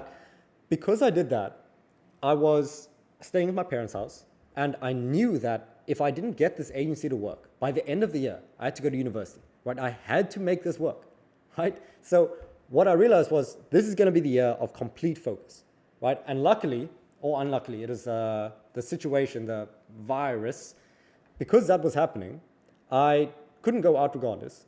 And so I thought, let me just remove all distractions. So I deleted Instagram. I didn't have TikTok, and I never will, but I deleted all of that. I kept the phone on airplane mode nearly almost the entire day. I had no notifications on the laptop, no pinging, no nothing. I couldn't access YouTube, couldn't access Netflix. I had nothing. So what happened was, by limiting the amount of short-term pleasure, there weren't like reels at the time. It wasn't that crazy. It was just TikTok. By limiting all of that, it caused my baseline of fun to go down so much. And it may sound weird, but it just meant that the things that would allow me to feel pleasure, fun, fulfillment, the standard was lowered. So it is like I could have a good day of work, like I could focus for 1 hour and I would be as happy, as, joyed as if I just scrolled reels. Like I was getting the same amount of pleasure. So because of that, when you remove all distractions, it results in you enjoying the work so much more. So this is what I realized with people like, all the big names in the space. Most of them, to get to the point where they are now you see them, in the clubs, doing all this stuff on their phone all the time. To get to that point, they went through these periods of just focus, right? No distractions, nothing. And the way I visualize all of this, because I always used to see, and this is a side note, I always used to see entrepreneurs talk about, oh, I'm so passionate about my work. Oh, I love doing my work so much. It's the best thing. I wake up excited. I didn't have any of that. Like, I disliked coming to work. I disliked waking up, opening the laptop, not watching Netflix, not watching YouTube, and just working, doing like lead sourcing. Like that is terrible. But what you realize is that by going through the focus work, by limiting your distractions, limiting your pleasure while you're doing this, it makes the work slightly less horrible, right? Slightly less boring. And by doing this, you end up getting the work done, you see results, you sign clients, you make money, and then you start getting yourself out of the day-to-day tasks. And by doing this, you stop working on things you don't like working on and you only work on things you do want to work on. And this is when business becomes more fun. And this is when it can become a passion or something at least more enjoyable because you're not doing all these minor things. So like I personally didn't enjoy sales calls. I didn't enjoy lead sourcing. I didn't enjoy admin. I didn't enjoy client support. So now I have people on my team that does all of these things. And now business is more fun than ever because it's being taken care of and not done by me. So you need to go through this focus period to get to the point where business becomes enjoyable. And then when it becomes enjoyable, this is when you can still have these distractions, but you're always going to be pulled towards the business because it's more fulfilling, right? It's more fun. It's like your thing, it's your thing that you just do it. It's like a default. So at this point, I don't even ask myself like, oh, what am I going to work on today? Or am I going to work today? Even though I could just stop working completely. So when you're starting out, this is even more important than ever. Limiting your dopamine. I'd recommend just removing Instagram, removing TikTok, removing your phone as much as possible. And even when you're further on in the agency space, you're getting to 10K, 20K, 30K, 40K, I still keep this, right? As much as we're scaling now, I'm going to maintain this habit because I know how effective it is. So I'd highly recommend implementing this habit as well. So those are the 5 habits. And if you want a full breakdown of my story from going from 0 to 50K per month in 90 days in a ton more detail, I'd recommend checking out this video over here. This video is going to walk you through how I intentionally brainwashed myself from shy, awkward, terrible with people, hating everything, spending hours and hours playing PlayStation, playing games, just wasting all of my time, having no ambition, no goals, nothing, to the point where I've grown 2 50K per month agencies. I'm managing a team of 7 to 8 people right now, running the successful company, taking sales calls, managing prospects, having a much easier time in business. And by all means, I don't run a $100 million company yet, but what I want to do in this video is share the lessons that anyone can take from going from, complete beginner, You may be scared to talk to people. You may, dislike the agency space. You may have bad beliefs. You may have bad habits. You may be spending time, watching Netflix, eating junk food, all these things. So what I want to do in this video is share the practical lessons that I've learned from my mentors who are doing, 8-9 figures per year, making insane amounts, so that you can take it, implement it, and shortcut the lessons, so that instead of taking, 3 to 5 years in learning all of this, becoming a better person, you can just do it in, a much shorter time. So if you don't know who I am, my name's Ethan Welby. If you want to check out my story, I'll link the video over here. So check that after this video. So what I want to do is share what I was like before all of this happened. And to give you some context, when I was around, 15 years old, I would literally spend 10 hours per day playing games. Like I would have a PlayStation and I would just sit there. I remember it was like, imagine the holidays when you're not at school, and obviously you're at school, you're doing your schoolwork, you see people play sports, whatever. But then it's holidays and you have complete free reign of what you could be doing every single day. And, instead of, going out to parties, instead of seeing girls, instead of working a job, instead of doing productive things, I would literally stay. And I remember this was winter at the time. I would literally stay like in a blanket, huddled up, just playing games all day, every single day. And I would play like games like FIFA, like Destiny, old games, but I would just spend all of my time doing it. And I remember the only times that I would leave my room would be to like get something to eat, and it would just be like cereal. And I would just have like the box of cereal, and I would just like eat it as I went along. Like I wouldn't even, at some points, like I wouldn't even shower. I would just be in my pajamas all day. And then it's like, you see the sun out and you just feel so like terrible when you're going through it. And then it'll be the evening, it'll be like 10 o'clock. And literally the only times I'd go out is to eat or to use the bathroom. I would be playing games, have the headphone on. I'd ignore all of my family. It was the worst thing ever. And the worst part is I would waste all this time. I had no ambition, no goals, nothing. But inside I knew that this was terrible. Like this was so pointless. And the people who I was playing games with, they didn't want anything either. So they were just, doing nothing. So what ended up happening was, I think I probably found some like, YouTube videos, some Gary Vee motivational thing. And that kind of got my interest in business. So because of that, when I was playing these games, as crazy as it sounded, I would be up at like, let's say 12, 1 a.m. And I'd be playing these games where you kind of have to like, imagine you just have to like do the same thing over and over and over until you luckily or hopefully get like, we called it like a drop at the time. So you would just go through this map the whole time in the hopes that one time you get this like lucky thing and it gives you some stupid pointless benefit. So I would be doing that, like this mindless activity, like a complete robot. All of my friends would be sleeping, wouldn't be talking to any girls, nothing. I'd be doing this, but at the same time, I would have like Tony Robbins playing in the back. So I would have this motivational stuff like, oh, you can do this, you can do whatever you put your mind to, you gotta focus, you gotta work hard. While I was playing these games in my like blanket, eating cereal. Because of that, it kind of just started like brainwashing me to believe that I could do something else. So as I kept going, and as you'll probably see in the story video of mine, but as I kept going, I found these business models. I ended up, let's say selling the PlayStation, selling the games, removing all the bad things in my life. Like I stopped watching Netflix, I stopped doing all these things because I wanted to pursue business. So a few years later, we got to the point now where I've grown 250K per month agencies. I don't do any of that stuff anymore. Not because it's like some discipline thing. I literally just don't want to because it seems so like terrible. And I'm like, why would I even do that? Like playing games and all that. But through that process, it's been a massive jump. And the first thing that allowed me to make this jump was the idea of conscious brainwashing. So like I was saying, when I was doing these things, even when I had no business, no expertise, no nothing, I would still listen to this educational, motivational material. It would literally be the corny things that I would literally make fun of people for listening to.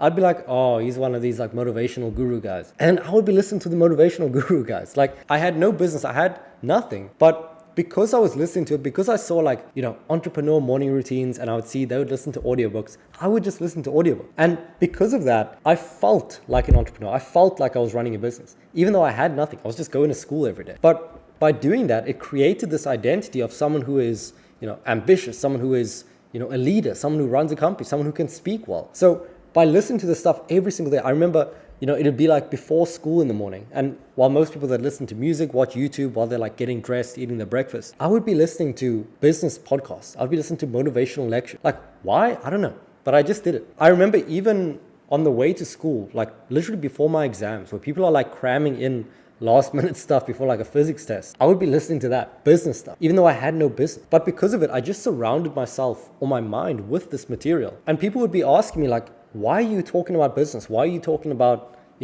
not going to university, all these things? And I didn't know why at the time. I thought it was just how I was wired. But then I realized I was programming myself to do this by just all times listening to this material. So I'd honestly recommend this for anyone where in times where you're doing things that aren't necessarily productive. I remember, I would have to pack the dishwasher. I hate that. Like, it is so annoying to me, packing the dishwasher and unpacking it. But what I would do is I would make sure to listen to this material while I was doing it. And then it made it, kind of productive. So using these periods of downtime to motivate yourself to learn new things, it's extremely beneficial. The next thing that I implemented was the idea of stress tolerance. Now, most people think that, when you're working all day, you're going to reach a certain point, then you're going to burn out, and then you just crash and you can't do anymore. And for most people, that's like 3 hours of work. I remember, in high school, I would study for an hour and I'd be like, okay, I need a nap, or I need some cereal. I'm like, now if I looked at that guy, I'd be like, bro, what are you talking about? I remember when I was running the agency, imagine you're taking sales calls. And what happened was I would take like 2 calls and I'd be tired. I'm like, I need to sleep. Like, I need to watch Netflix. But then, because I understood the idea of stress tolerance, the idea that by doing things that push you in terms of your comfort zone, in terms of your energy even, like staying up past a certain time, like working for a certain amount of time, you can actually strengthen your ability to handle stress. So if you think about it, like these billion-dollar CEOs, they have literally hundreds of people reporting to them, hundreds of issues happening every day, massive decisions, all their family like asking for help, all these friends asking for help, people asking for money, all of this stuff. They probably deal with 1,000 times more stress than the average person in terms of the amount of things that they have to manage. But they're fine, or I'd assume they're fine. But the reason that they're able to do this, the reason that they're able to manage this entire life is because of the ability to build stress tolerance, right? You can train it. It's like a muscle. So I used to take sales calls. This used to tire me out. So I would take 3 calls, I would take 4 calls, eventually 5 calls. And it got to the point now where I can literally take 8 to 10 calls in a day. I'll be probably pretty tired, but I'll be fine. Like, I can do it. I'll wake up on a Monday morning, see 10 calls, and I'll be like, it's just another day. While having like endless fires to put out, problems in the business, team members complaining about something, some problem happening. All these things will happen at the same time. Girlfriend complaining. But then you check your phone, it's like, you just carry on, Like, you just keep going with the day. So the idea that you can build it by putting yourself in these situations will completely change the way that you approach it, because now whenever you're tired and you do a bit more, it's like, now you're getting stronger. And the third way that I brainwashed myself is reframing negative emotions. Now, I actually heard this from Tate first, where he was talking about how negative emotions can actually be beneficial. So where people, they get angry, they get sad, they get upset, and they see it as negative emotions and try to minimize it with things like food, like alcohol, Netflix, all of these things, whereas they can actually use these emotions as unlimited energy. So I first used this when I had a client in my agency, and for this client, we spent so long trying to get them results. And for some reason, it just wouldn't happen.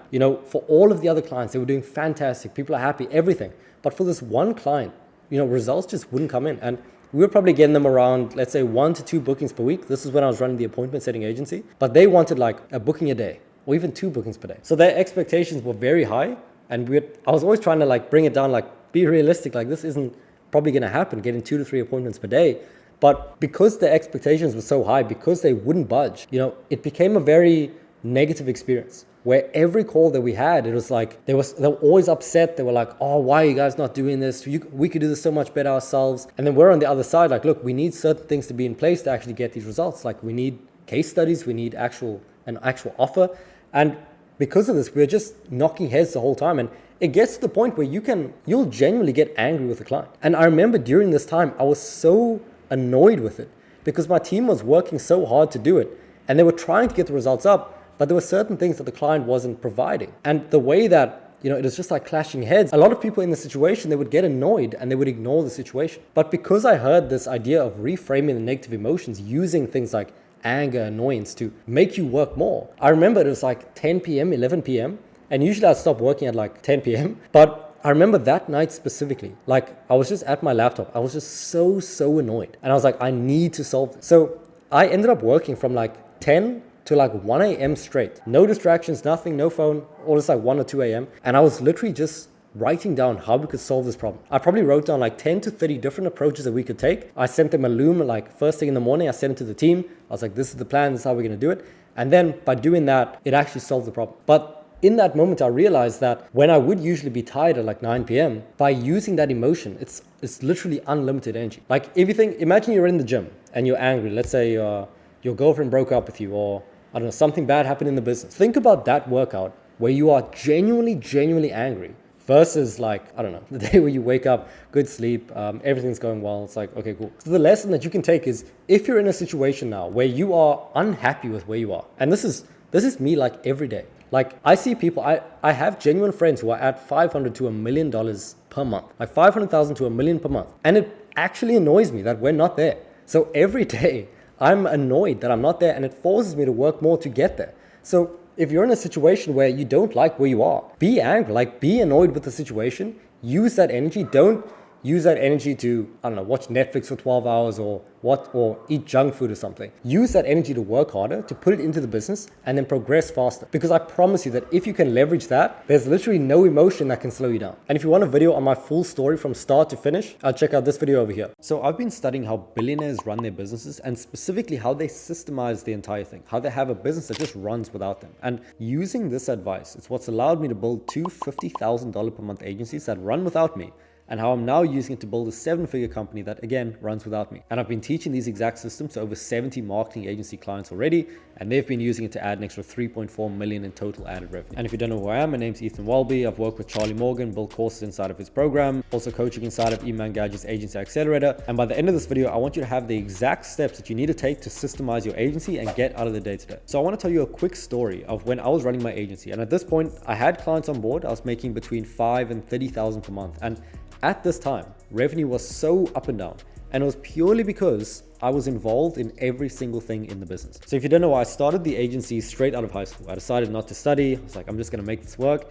And I ended up running a appointment setting agency for marketing agencies. So I would help them to get more bookings, help them to sign more clients. And I eventually scaled this up to around 50K. But at the time where I first hit 10K and I was bordering at around 10 to 20K per month, this was when, on the outside, it looks fantastic. It's like, oh, you hit 10K, you're so young, how are you doing this? Is fantastic. But on the inside, it's absolute chaos. Like, the problem is, most people start their agency thinking that they just want money. And by all means, you can get that. But once you get to that point where you have the cash flow coming in, all you want is freedom, right? So at the time where I was making around 10 to 20K per month, I was involved in everything. I was doing bookings, I was doing sales, I was doing onboarding, I was doing support, I was doing delivery. It was horrible, right? Not because I didn't know how to do it, or because I didn't want to do it. I just didn't have enough time in the day.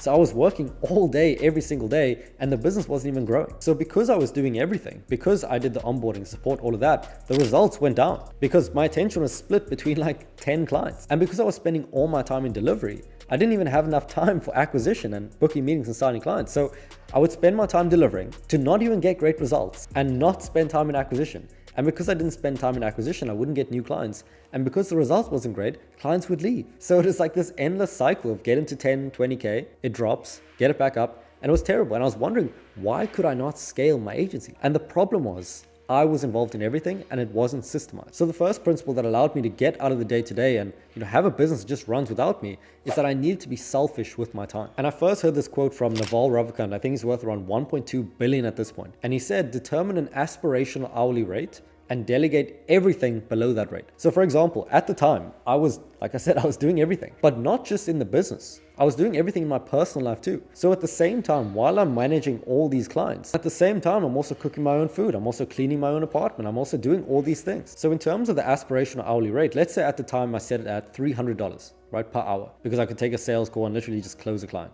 So on that, anything below 300, I should have delegated. And I wish I did sooner. So even the smallest tasks I could have started with. So for example, even just setting up the accounts for the client, like buying the domains, putting it into the sending tool, all of that, sourcing leads, that would have costed me like $9 to give to someone else. And then I can spend that extra 3 hours doing something that's more productive, like taking sales calls, for example. So what I did at the time was I determined that rate and I just started ruthlessly just eliminating everything. The first thing that I got was a virtual assistant, and they just started doing all of my admin tasks. So setting up the domains, getting the client in Slack, they would source the leads, and they would do honestly everything. And if you don't have one already, you need one because it will genuinely change your life. Now, the next principle that I used to get out of the day-to-day to systemize my agency was just understanding that if you can do something, someone else can do the same. They just need to be taught, right? A lot of agencies that I speak to, even my clients before they start working with us, is that they think that only they can do the task. Like they think that they're the only ones who can write a piece of email copy or a Facebook ad copy or even just talking to their clients. They're so scared of getting out of that. And the problem is that because they've been in the space for so long, they've been doing it for years, they've learned how to do it. So the only thing stopping them from getting out of doing that is literally just teaching someone else. But they don't want to spend that time because they have these like irrational fears that it's not going to go well. But genuinely, once I learned this, once I understood this, I had a VA who literally knew nothing about marketing agencies when they were starting, but I trained them how to do everything. So what I did practically in this situation, just as an example, is I created a document with all the common questions that my client would ask me. And for example, it'll be something like, when are the campaigns going to go live? What are the stats right now? What script are we using? All of these things. And I just recorded a loom for each one of these questions, explaining how I would answer this. And my VA would watch the thing. The assistant would watch the thing. And then when the question came up from the client, they just answered it. Like, that was literally it. I just had to spend that initial time creating that. And what you can do right now, it's even easier. It's like, if you have an agency, you can literally just go onto ChatGPT, say, I run an agency helping these types of clients, right? And just mention your niche and just ask it, what are the common questions that they would ask? Now you have a list of like 20, just record one video going over all of them. And now you can just give that to someone else and they can answer the questions for you. Then the next principle is to not box people into roles. So one of the biggest things that stopped me from getting myself out, from delegating things to other people, is that I thought that I needed to have specific people for specific roles. So for example, if I wanted someone to do the scripting for us, for our clients, they had to only be like a copywriting marketing manager. Like, they could just do that and nothing else. The same with like a virtual assistant. They can just do client support or just do client delivery work. But in reality, that's not the case at all. If you get like a general operations assistant or a general virtual assistant, they can honestly do everything. So at a point where we were running the agency, instead of having like 3 marketing managers, I literally just had my assistant, my virtual assistant, do the scripting. Because we systemized the delivery so much where it is literally just templates that they would use, I had one assistant doing the delivery for like 10 clients. The same with reporting, the same with setting. I just trained that one person on how to do everything. So I was paying that person around, let's say 500 to 1,000 per month, instead of paying 5 different people like 5,000 or 6,000 in total. And on that, the final point is that delegating things, hiring someone, it's not expensive. Like, it's actually extremely cheap to do, because you can get and leverage people like the virtual assistants, like the operational assistants, where they can do pretty much everything. You just need to be able to teach them. So for example, let's say your hourly rate is around $200, then that would mean 5 hours of your time is worth $1,000. So if you can hire a virtual assistant that'll work 5 hours per day and you pay them $1,000 per month, it's like you can save nearly 100 hours every single month by just having this person. Like, it's such a massive ROI. So in terms of practical steps that you can take right now to get out of the day-to-day, I want you to start by just listing out every single thing that you do in the business right now. And this is everything from inviting a client to Slack when they sign up, sending onboarding information, answering questions, booking meetings, sending outreach, posting content, creating content, scheduling content, all these things. I want you to list it out as granularly as possible, right? So literally just open up a Google Doc and just type all these things out. Then what I want you to do is look at this list and think, what are the lowest leverage activities? What are the things that take the most time, that don't require much experience or training to do? So for example, for me, it is like setting up domains for clients or buying domains for clients. There was no complication. Like, it was very straightforward. It just took a lot of time. It just took a lot of buttons to click. So I want you to identify all these things that you could very easily give off to someone else and just list it out. And while you're doing this, I want you to keep in mind that every single thing in your business can be given off to someone else. Like, fundamentally, if you want to grow your business to like 7, 8, 9 figures, you can't do everything yourself. Like, it's not possible, because there's so many things that need to be done. So I want you to start by looking at the most time-consuming activities, the things that don't really move the needle, but need to be done. And then if you don't have one already, hire a virtual assistant. And if you want help with this, just book a time below. I'll walk you through how to do it.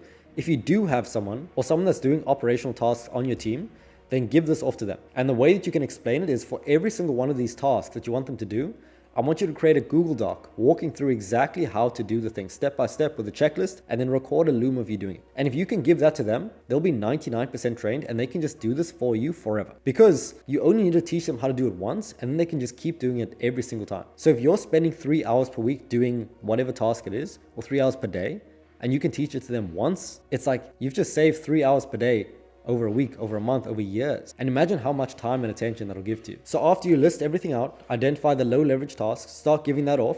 I want you to teach with the content, teach with the looms and the docs, and then I want you to have at least one meeting with them every week. And then on that meeting, you just want to go through every task that they're doing and just answer any questions that they have. So any potential thing that they don't understand, you just answer it. Now they're good for the rest of their life. And I understand this can seem tedious. It can seem like a lot of things to do, but if you want help with this and you just want our like copy paste templates, copy paste SOPs, procedures, all of that, just book a time using the link below. We'll just walk you through what we're currently using. And then from there, if you just want to take it and use it, that's perfectly fine. full transparency, if you want to work with us one-on-one, perfectly fine, but you'll get enough value on the call that you don't even need to do that. So in this video, I want to condense 3 years of me being in the SMMA, the agency online space, and what I've learned from starting and growing 2 agencies to around 50 to 70K per month, and also all the lessons that I've learned in working with over 40 to 50 other marketing agencies. These are our clients, and helping them to add an extra 10, 20, 50, even $100,000 per month in new added revenue. So if you don't know who I am, my name is Welby. I'm the co-founder of Agency Growth Partner. And what we do is we help marketing agencies to scale up, sign more clients. And in this video, I'm not going to be talking about some very basic agency stuff. I'm not going to tell you that you need to be signing clients, you need to book meetings, how to make a logo. What I'm going to talk about in this is some more higher level concepts, some more beliefs, mental models that you can adopt. That's really allowed me to go from obviously starting out, but also to the stage where, we're managing a team of over 10 people, where you're managing many, many clients at the same time, where you're really scaling things up. And these are the pieces of information that's going to allow you to definitely make the jump from 0 to 10K, but most importantly, make the jump from around 10 to 100K per month, because these are the things that really takes you from a freelancer, someone just starting out, to a genuine business owner. Now, the first mental model that I adopted from, a mentor of mine making around 8 figures per year is the idea of proof of concept. So I first learned this lesson when I was working with a mentor of mine. He was making around 8 figures per year, and I was showing him my stats for a LinkedIn outbound campaign. So I was on a coaching call with him, and I was asking, I said, look, I have these stats right now. I'm booking around 8% of people that I send a message to. What other platforms should I use? Should I use Facebook? Should I use Instagram? How do I actually scale up this entire operation? And my goal for coming onto that coaching call was to actually figure out what are the other things I need to do? What are all the new systems, the new team members that I need to get to actually scale the system? And I was in a situation where something was working on a small scale. So the advice that I actually got was completely the opposite. He asked me, okay, so you're booking around 8% of every 100 people you reach out to. In that case, you just need to do more, because it becomes the case that if I can send 100 messages a day and book 8 meetings, what if I send 200 messages a day, or 300 or 500? So what he told me was that the goal shouldn't be to come up with a new thing once you find something that works. The goal is to do as much of what you can, to max out that system to the highest possible degree, and then only consider doing something else. So this applies obviously on the outreach level. So if you have, let's say, a script that's working, you keep using it to book more meetings. But also on every other level, every single part of the business, you have these situations where you can find proof of concept. And proof of concept simply means that you're finding something that works. Like, that is literally it. So let's say you have a sales process where you convert, let's say, 20% of prospect. You have a script, you have a pitch, you have a way to handle objections. If it's working, you don't need to change anything, right? And if it's working, it means that you have the ability to get someone else into the system to just do what's already working. So this applies with sales, it applies with ways to manage clients, it applies to, the offer. Everything that you do in the business, all you need to do is find something that works and then just keep doing that over and over and over. And if you approach it from this lens, you'll realize that there's a finite number of things to do in the business, right? You're not constantly having to figure out, okay, a new system, a new script, a new all these things. You just need to find it once and then just make sure it keeps running. The next lesson that I learned was that offer and product is king. So when I first left high school and I was starting my appointment setting agency, where I was helping marketing agencies to book more meetings, to sign more clients, and I was doing this all on a done for you basis, meaning I did all the work for them. And when I was doing this, I was trying to sign my first few clients. And the thing was, I struggled to stand out from everyone else, right? I looked like everyone else. The messages looked like everyone else. And because of that, I just got no attention. So if you're in a situation right now where, let's say you're working with e-com brands, you're working with local businesses, and you just struggle to book these meetings, it's probably because you look like everyone else. So what I ended up changing, right? Because I was just sending all these messages. I was literally working 4 hours per day, just sending pure messages, but I didn't get any response. So what I ended up changing was the offer, right? And specifically, I read Alex Hormozi's $100 million offers. I figured out how to actually position what I do, which is a very good service, position what I did in the best way possible. So what I did was, instead of saying, I'm a lead gen agency, I'm an appointment setting agency, I spoke on the offer,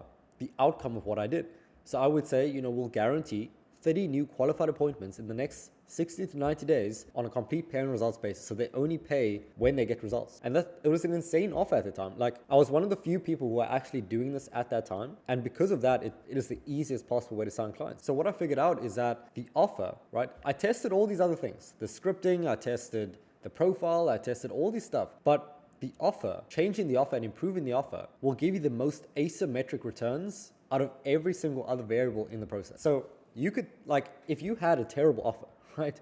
If no one wanted what you did, but you made the script a bit better, right?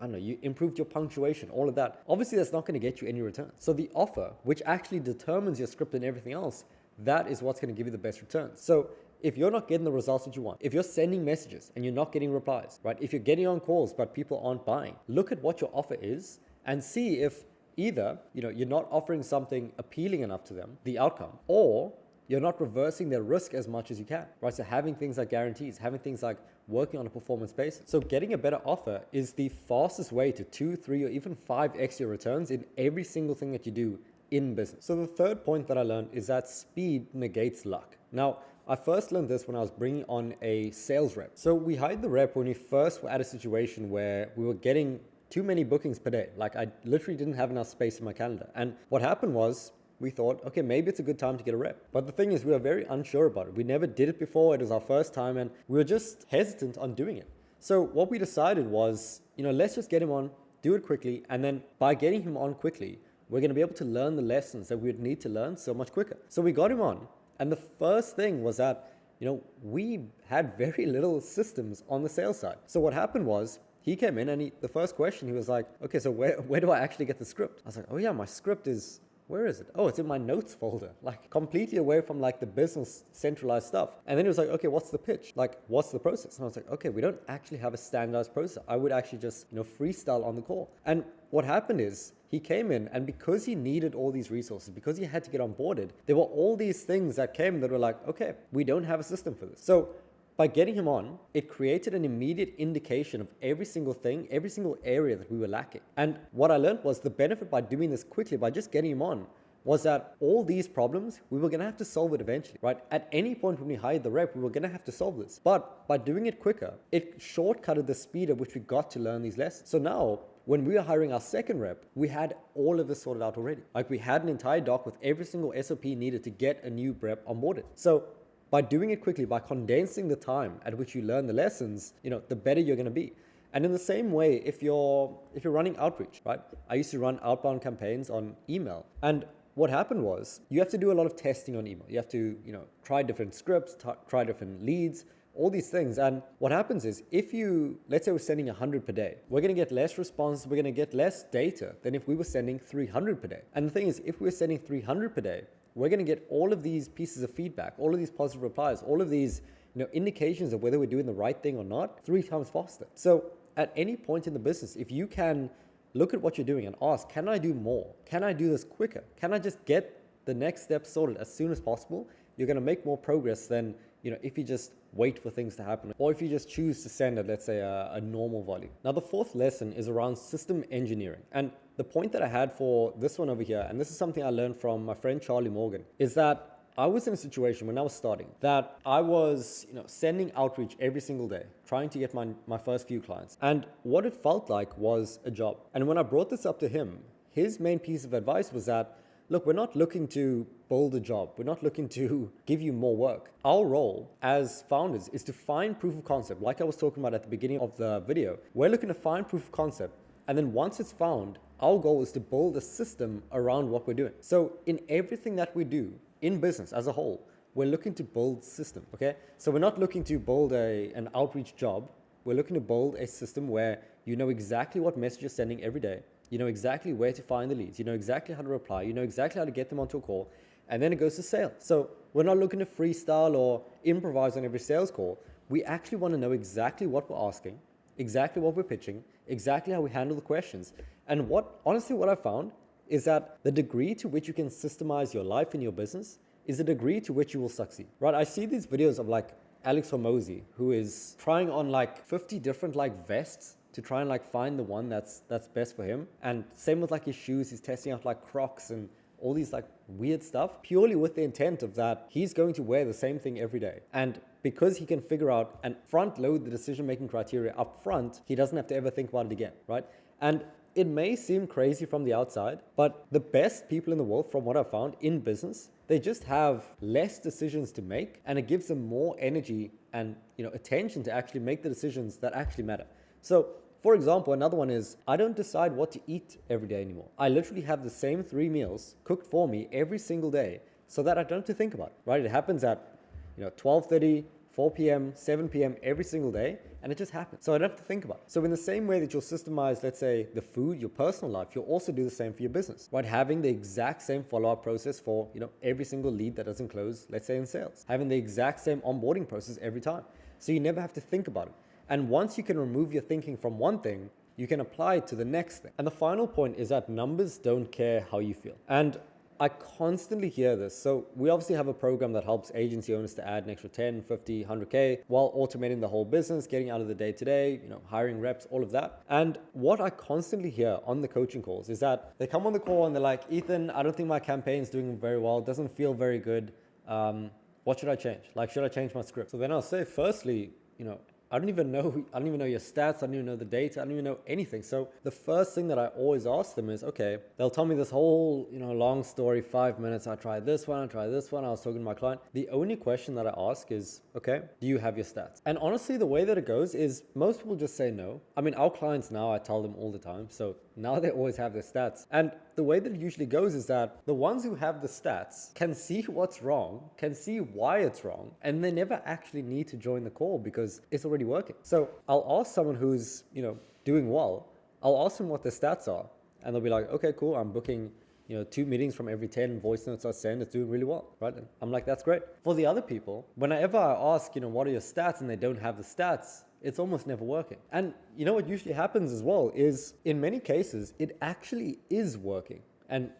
So usually let's say they have a day or two where they get a few negative responses or they don't get any responses at all. And then because of that, they judge the entire campaign. But if we actually got the numbers and we saw that, okay, for these last 2 days, they didn't get replies, but for these entire weeks before, they've been booking meetings. And let's say they send 100 messages, they book 8 meetings. That's, decent stats for the clients in the program now. Then they would be super happy with that. But in many cases, they just haven't tracked it, so they don't even know what their stats are. So whenever they come to me with a question about their campaigns, I ask them, what are your stats? And then from there, you can determine everything else. Because for example, if let's say you're getting tons and tons of positive replies, but from those replies you had 0 bookings, then the issue is how are you actually converting this reply into a booking? And then it's like, okay, we don't need to change the whole campaign.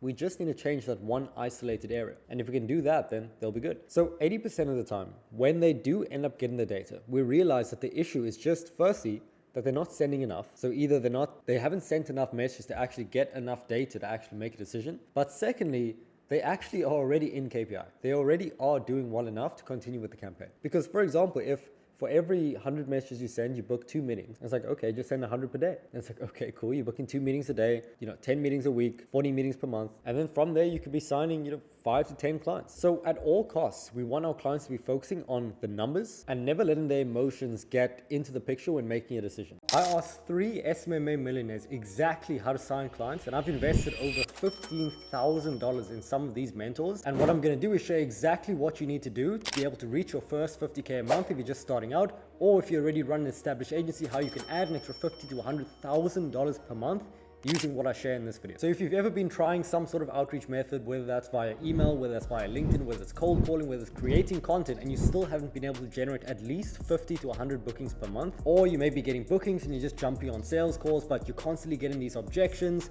People are saying they're going to follow up with you and they never do. They're asking you a ton of questions. You have all these follow-up calls. You're finding it difficult to stand out from every other agency. All these issues can be solved by learning what I mentioned in this video. And what I want to do is condense over 3 years of experience learning under these millionaire mentors and over $30,000 invested into these courses, into programs, into coaching, so that you can take everything and implement it straight after this video. And these are the exact methods that I used at the start of last year to scale our agency from $0 to $50,000 per month in 90 days while still maintaining over 85% margins. And if you don't know who I am, my name's Ethan Welby. I'm the co-founder of Agency Growth Partner, and what we do is we partner with established marketing agencies to help them add an extra 50 to 100K per month while booking qualified meetings every single month and predictably signing clients. And if you want more information on that, you can just check the link in the description. So the first millionaire mentor that I learned from is actually a good friend of mine, and his name's Charlie Morgan. And I think he's pulling in around $500,000 per month at this point. And what I learned from him was a concept called finding proof of concept to automation. Now, he didn't explicitly call it this. He probably called it some other thing,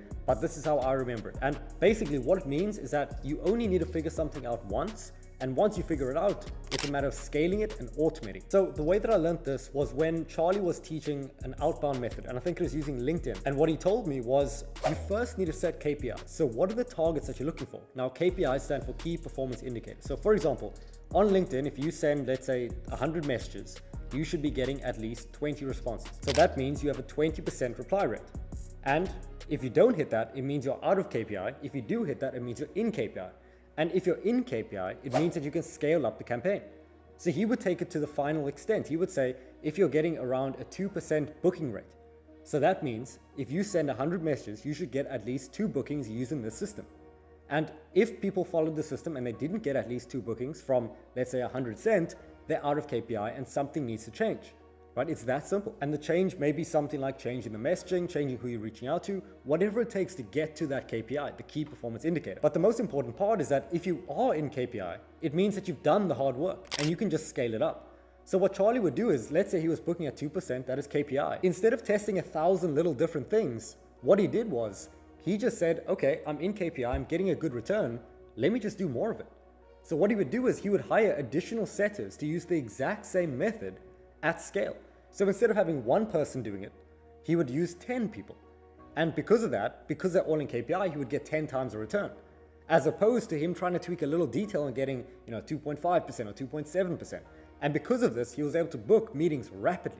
Now, the best part is I took this framework, this mental model, and I applied it to everything in the sense that I only need to find proof of concept once, and then once I do, I can scale it. So it doesn't just have to be applied to outreach. Let's say to sales. Let's say I have a sales script that's converting at 30%. Let's say that's the KPI. So if I'm closing deals at over 30%, it means that I can get additional people in, train them up to get to KPI, and then get the same return, right? I've found proof of concept and now I can scale it. The same with hiring a team member. If I figured out how to do a system, let's say lead sourcing, there may not be a KPI, but proof of concept means that I'm sourcing qualified leads. So if I figured out how to source qualified leads once, it means I can do it again.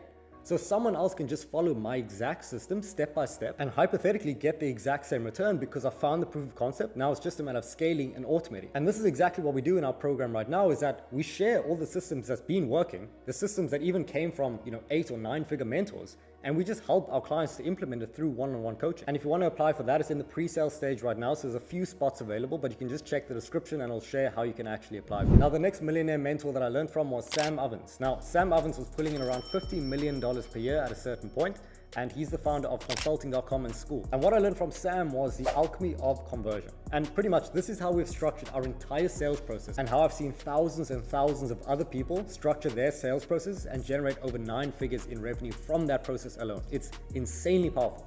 And pretty much, very simply put, the process goes something like this. In the sales call, what you're doing is the only thing you're trying to identify is where someone is, where they want to go, and what's stopping them from making that jump, right? So in the situation, it may be the case that, let's say they come on a call with me, they're a marketing agency, they're making around 10K per month. That's where they are right now. They want to get to around 50,000 per month, right? That's their goal. Now, what's the main thing stopping them from achieving that goal? And you would ask them, and they would say, most likely, more clients, right? And what's stopping them from more clients? Predictable bookings with qualified decision makers and a sales process to convert them. That's it. So by creating that clarity through clever questioning in the sales process, it allows you to create the clarity in their mind, create a simple solution, and position yourself as the bridge to crossing this gap. Because now that they've defined 10K a month, 50K a month as a goal, now we just need to say, or I just need to say, hey, this is what we help with. We help with client acquisition. So using this framework, it's allowed me to close over 50 clients. My mentors have used this exact framework to close over 3,000 clients, and it's extremely effective. So any script that you have, any sales script that you're using, it doesn't matter what questions you're asking, as long as it hits these 3 boxes. Where are they now? Where do they want to be? And what's stopping them from getting there? And by applying this framework to anything that you do, it always gives you direction in the process. So when people start rambling on about all these random things about their, their dog and their cousin and their business, all this stuff, you can just bring it back to the straight line and then close them from there. And the third lesson that I learned from the SMMA millionaire is Nick Cosman. Now, Nick Cosman is the founder of salesprocess.io. He's worked directly with Sam too. I think he's made over, say, around 30 million. And the concept that I learned from him was around sales energy. Now, the concept of sales energy explains that in order for a prospect to go from never hearing about you at all, being completely cold, to getting to the point where they're giving you their credit card and they're ready to sign up, there's a gap between that. And what's required to bridge this gap is energy. specifically sales energy. So if someone gets enough energy going from here to here, they'll sign up as a client. But if they don't get enough, they won't be able to sign up because they need more energy, they need more input. Now you can think of sales energy very similarly to trust. You can think of it as you giving them reasons to trust that you will deliver the outcome that you're promising, right? So things that can give trust is speaking to them one-on-one, explaining how it works, handling objections, all these ways of communicating with the prospect and moving them across. But the thing is, in the past, sales energy could only be given manually. Right? You actually had to get onto a call with the prospect. You had to meet them in person, shake their hand, go to meetings, go for lunch, go for coffee, all these things, and sell the prospect manually. But now, because everything's online, because everything's digital, sales energy can be transferred through content. And this is how the biggest names in the space are able to sell so many people at scale, because they can reach millions of people at no additional cost because of the internet. They can make one piece of content once and it can be seen by billions of people. So this leverage allows you to close many people and shorten your sales cycle, because someone could watch your content explaining exactly what you do and then get onto a call and just have a few questions and then sign up, because I've already gone through all those things up front. So practically speaking, something that I made, a resource that I made, was our growth plan. And in this growth plan, it's a 45-minute video, 45 minutes of me explaining exactly who I am, our case studies, exactly what we do, who it's for, how it works, and then also how to get started. And then I also answered questions as well. And I'll link the growth plan over here. So if you want to check it out, I'd highly recommend it, because you can model your process off of a similar thing. But basically what it does is I send it to every single prospect who's coming on a call. And because I do this, every person that I speak to is already warm. They already have some sort of initial trust. They may be ready to buy already, some people are, but some just need that additional push just to get to the end. And once we can do that, then they become a client. So imagine them walking through this, having their questions answered in the content, their objections handled in the content, as opposed to me getting on 7 different calls with them, decision makers, different people, follow-ups, all these things, as opposed to just one video. So I've front-loaded the sales process into one concise document. So these are the new age tactics, the new age systems that I talk about in our group, in our one-on-one coaching with me, that you can implement in 2024 and 2025 to get ahead of honestly 99% of agency owners. Because the thing is, using systems like this, using automation, using leverage, it allows you to maximize your margins. So you can be operating at 90% margins, being at 50 to 100K with around 2 to 3 team members. It really is that easy to do. You just need the systems to implement. So if you're interested in working with me one-on-one, you can just check the description and I'll share how you can apply. There are around 5 to 7 spots left. It's filling up pretty quick. So if you're interested, just check the description and follow the steps there. And if you'd like a full guide on how to sign agency clients, I'll link to another video over here. If you're in a situation where your revenue is inconsistent, some months it's up, some months it's down, you're working all day, you're doing all these tasks, productive day, but then at the end of it, you see that the business didn't even move forward, the needle wasn't even moved, or you just constantly feel overwhelmed or burnt out, you're not enjoying the agency as much, then there's one thing that you need to solve, because you could be in a situation where you need to be involved in the company for every single thing to operate, like bookings, like sales, like delivery, and you're just constantly scattered everywhere. So by implementing this one thing, it's going to allow you to remove yourself from bookings, from sales, to get out of the day-to-day, to actually work on the business instead of in it, and to actually have that financial, that time, that location freedom that you want, right? So being able to obviously spend anything you want, not worry about the prices, all of that, but more importantly, being able to work anytime you want, knowing that the business is going to run and operate and grow without you being there. And then on top of that, also being able to do it from anywhere. So being able to travel, being able to be in different locations. And this is the exact skill that every single successful person that I know talks about. Whether this is millionaires, whether it's billionaires, they all mention the same thing. And it's the ability to duplicate yourself. So on the weekend, I was talking to one of my clients. We're actually doing an interview. His name's Aman. And he was telling me that before he was working with me, he was in a situation where he was running the agency. He was making 10, 20, 30,000 every single month. So good profits coming in. But he didn't enjoy his agency, right? He felt burnt out. He felt overwhelmed. He was involved in everything and he was stuck doing honestly low leverage tasks. So he was like sourcing leads. He was replying to emails. He was doing client support. All things that he already knew how to do. And he wanted to work on high leverage activities. That's the thing. He wanted to work on these things that move the business forward, but it just wasn't happening. So he felt like he was working all day and he had no time to do anything else. And he just felt stuck in this position of oscillating between 10 to 30,000 every single month. And I was in the exact same situation too, in that when I first got to around 10, 20K per month, I was still doing everything myself. So I had around 5 to 15 clients at a time, and I'd go on these big streaks of signing new clients, right? I remember one time specifically, I just moved out and I signed like 3 clients in 1 week, right? And I made like an extra $12,000. And this is like the most amount that I've ever made in a week. So I felt great. I felt fantastic. But then over the coming month, over the coming 2 months, what I realized was, okay, I just signed all these clients. I'm constantly on calls. I'm doing onboarding. I'm doing lead source. I'm doing all this stuff myself. And it's like things that needed to be done weren't getting done. I remember specifically, we used to run outbound campaigns for our clients. We were running the acquisition agency, helping them to book meetings, build offers, sales, all of that. And I remember one weekend I was looking, why am I not getting bookings for this client? Why is it not working? I didn't put leads in the campaign for 2 months, right? I didn't put leads in the campaign. The only thing required for the campaign to run for my client, they didn't get leads. Like there was not, the campaign wasn't even working. It was that bad. So it got to the point where I was so scattered, my attention was so all over the place that I just hated everything, because it's like, I have to answer the question, I have to do sales calls, I have to do bookings. So I would deliver, then I wouldn't have time for acquisition, so I'd stop that. Then I'll do acquisition once I start losing clients. And it's just this endless cycle. So what I want to go over are the lessons that allowed me to get out of this. And the first thing to understand that I heard recently on a podcast by Layla Hormozi, and she's making like $200 or $300 million per year. So she knows something. She's like under 30.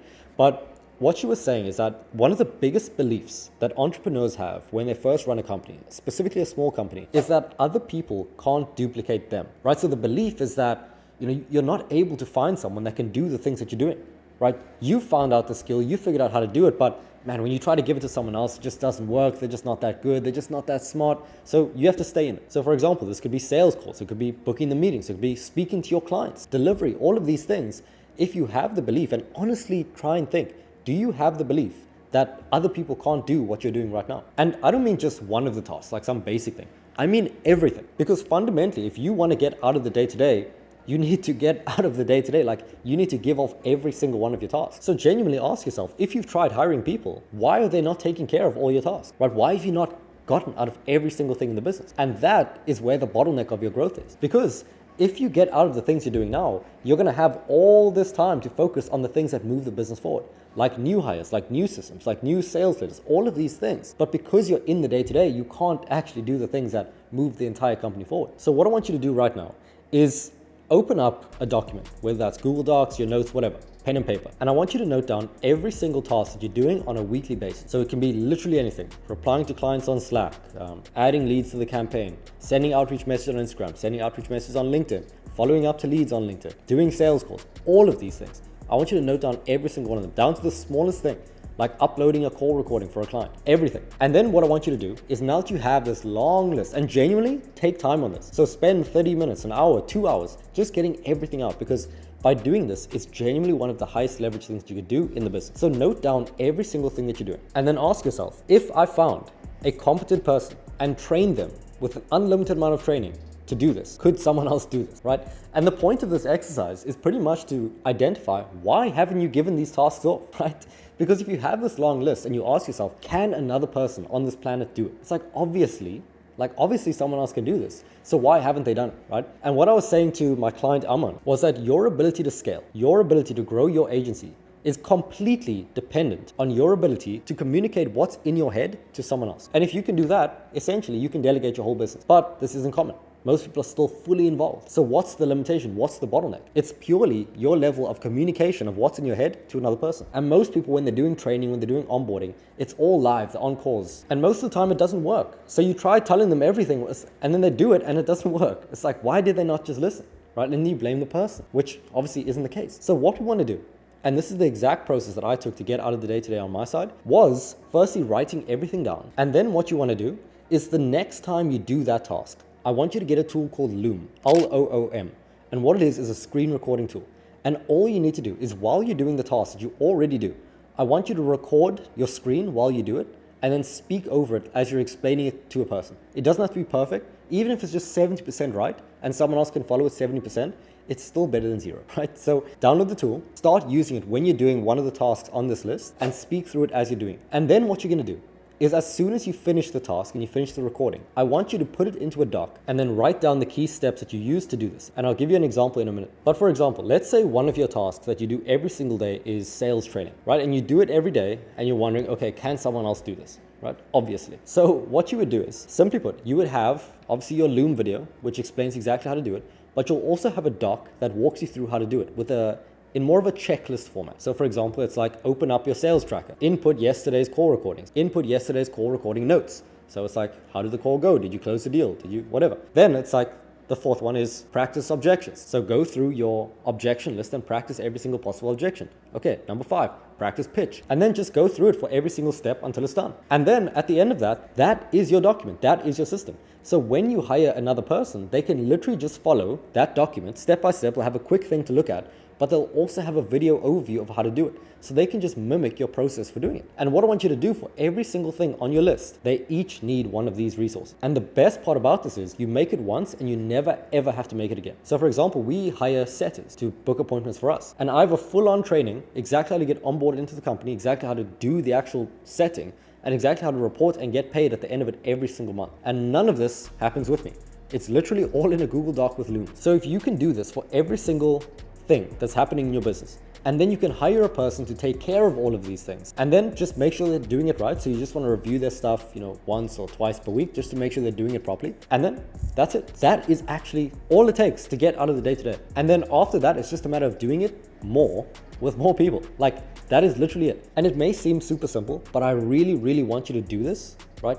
Actually make the list, actually record yourself doing it. It will genuinely make one of the biggest impacts in your company right now. And I understand it can be difficult. You may find it hard to be consistent with it, all of that. So if you want one-on-one accountability and weekly calls to actually make sure that this gets done, and I can just do this with you, book a time using the link below, and we can see if there is a fit for the one-on-one program. And in there, besides obviously building out the systems, helping you scale up, systemizing your delivery, we'll also be covering how to book 1 to 5 meetings every day, and then closing sales goals at least 20 to 30% using things like content, using systems, and then also the operations, how to actually get out of the day-to-day and just have a machine that runs without you. So if you're interested, book a time below and I'll talk to you soon. Last year, I paid a VA $1,000 to run my entire agency. And in this video, I'll be explaining why I did this, how I hired them, how I managed them, and the results of doing it, and whether I'd recommend the same for you. So I want to start by telling you a quick story from when this actually happened. Now, this was around a year ago. At this point, if you don't know already, I used to run a done-for-you sales agency, meaning that I would partner with marketing agencies.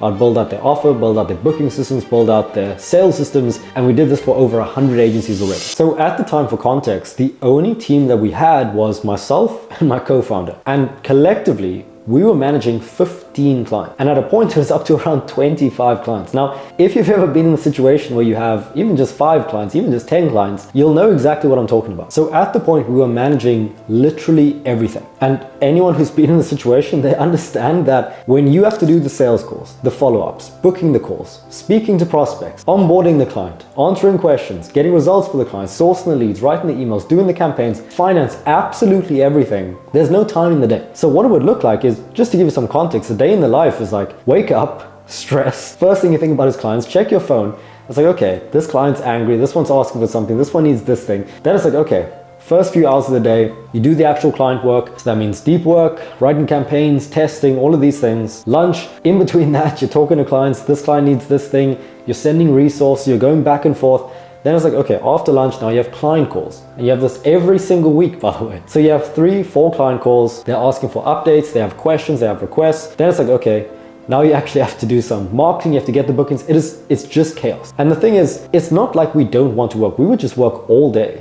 I still do that, right? Nothing's actually changed. But the problem is that now I have the choice. Now, if I want to work, I can say, okay, I'm working. If not, I'll block off the calendar, which actually never ever happens. But at that time, it's like we started the agency for freedom, financially, time, all of this. But we were chained down to the business more than anything else. We were completely stuck and we were doing everything. So at this point, I mean, we would get sick, we would have no sleep. And because of this, we knew something needed to change. We knew we had to get some sort of leverage, some sort of help. One Saturday, we were having a meeting and we were thinking like, look, we're doing everything ourselves, right? We need someone else to help. But then our first thought was, okay, but no one understands it like we do. No one's going to do it as well as we can. So what we ended up doing was we hired a operations manager. The problem was that he had absolutely no experience whatsoever. And our so-called operations manager was genuinely someone I knew from high school, but I knew that he was smart. So what I did was I called him up. I was like, look, we've got something It's fantastic. It's crushing it. Would you be open to doing some work with us? I can send you some more details. He was like, yeah, that sounds good. Send me some more details. So essentially within the next 5 minutes, I was like, look, let's just get on a call. You, me and my partner, we'll walk you through what it looks like. And if it makes sense, we can get you started. He was like, okay. He was a bit confused. We got him on a call. We were like, look, this is going to be fantastic. Let's get you on. He was like, okay. I was still confused. We got him on. We just sent him like 17 pages of SOPs and stuff to do. And he just got started. That same day, it was a Saturday, like no rest or anything. And we were like, look, by Monday, if you can start on this, you will be a lifesaver. It happened. We got him on Monday. He started doing, some of the work in the agency. And over time, within the next few weeks, he ended up taking initially 2 hours, 4 hours, 6 hours, 8 hours per day of work each off of the both of us. And I know you might be thinking like, okay, how can you do that? Is he working 16 hours? That's not how it works. But when it's the case that you are switching between tasks all day, every day, it can't be done as efficiently as if you just did that one task straight. So because of that, by him taking that off, we could focus on the key tasks. And what I'm going to do next is I'm going to walk you through what that transition actually looked like and potentially how you can do the same. So logistically, how did it work? He fit into every single aspect of the business. So if we were to break up the business into an overall system, let's say we start with bookings, then sales, then it goes to onboarding, then it goes to delivery, then it goes to retention. So he fit into every single part of this. So what it would look like is starting with bookings, he would manage the outbound system, right? So he would input leads into the campaign. He would make sure the scripts are working. He'd report on it every week. And by doing it like that, all I had to do was jump on the calls that are already booked and just close them, right? It was the easiest thing ever. And because of that, I stayed in sales because at the point it was the highest leverage thing that I could focus on. But then when I would sign a client for around 4K a month, that's what we were charging at the time, he would cover the entire onboarding, right? So I would sign a client. All I had to do was make sure I closed the deal, take the payment, get them into Slack, and he would manage everything else. So as soon as the client got in, I would be doing something else. I'd be on another call, to be honest. And he would be there and you'd be like, okay, cool. So to get started, complete these 2 steps, complete the form. Once you submit that, book a call, then we'll talk to you then, right? And every single day, he'd keep them updated. He would do all the setup work. He'd get the domains ready, the emails ready, the scripting ready, all of that without even me thinking about it. And I promise you, if you're in a situation where you're working all day, this is the absolute best thing that you could feel. Just knowing that things are being taken care of, communications are happening between you, client's team, without you, right? So he would take care of the onboarding. Then in terms of delivery, he obviously, didn't have the technical skills to write the scripts or write the campaigns, but what he could do was the basic tasks. Because we are doing appointment setting for our clients, he would get the leads, he would put it into the campaign, he would make sure the leads are clean, he would report on everything.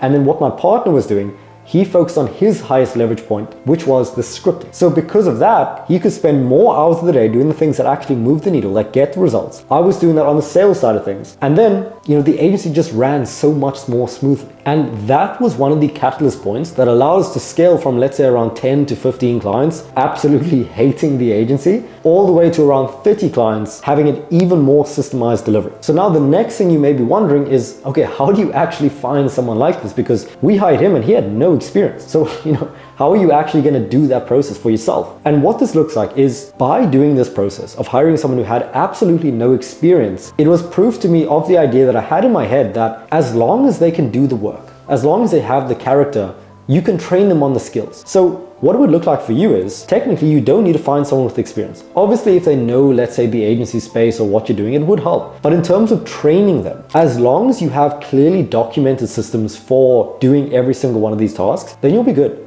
So for example, when he came into the business, our ops manager, we already just gave him a Google Doc with a Loom video attached on exactly how to source the leads, exactly what the company did, exactly what the clients were like. And because of that, he could just slot into the role so easily. And this is exactly what we do for all of our clients right now, who are all marketing agencies. If you just click the link below, you'll see some more info. It'll give you a whole free training on how it works. But essentially, we give you the systems to hire someone, but also the actual processes for them to follow. So you can essentially go from doing everything yourself to removing yourself from the day-to-day in a couple hours, genuinely, as long as you can just find the person, and we'll help you with the whole process. So some of our most successful clients right now, genuinely, I get messages all the time about it, is that they always say, Ethan, hiring the ops manager who took away 80 to 90% of the tasks I was doing, it's changed their life more than anything, genuinely.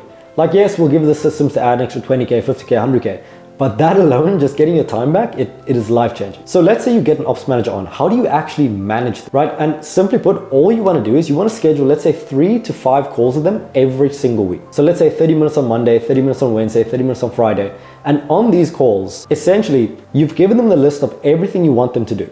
Right, this whole long list. And every single day on these calls, you're just ticking off the item. It's like, okay, he's been doing lead sourcing for the past 2 days. He's got a hang of it. Okay, next one. Okay, so he's been doing the finance for the last few days. Give that off. And essentially the meetings is that you just want to go through the entire list until it's done. And then once it's done, you can move to, let's say, 1 to 2 meetings every single week. So that's the meeting structure. And then in terms of the other parts of management, simply put, make sure you're using a tool like Slack, right? Don't use something like WhatsApp or some other weird thing. Do it on Slack. Slack is a communication tool that just allows you guys to talk.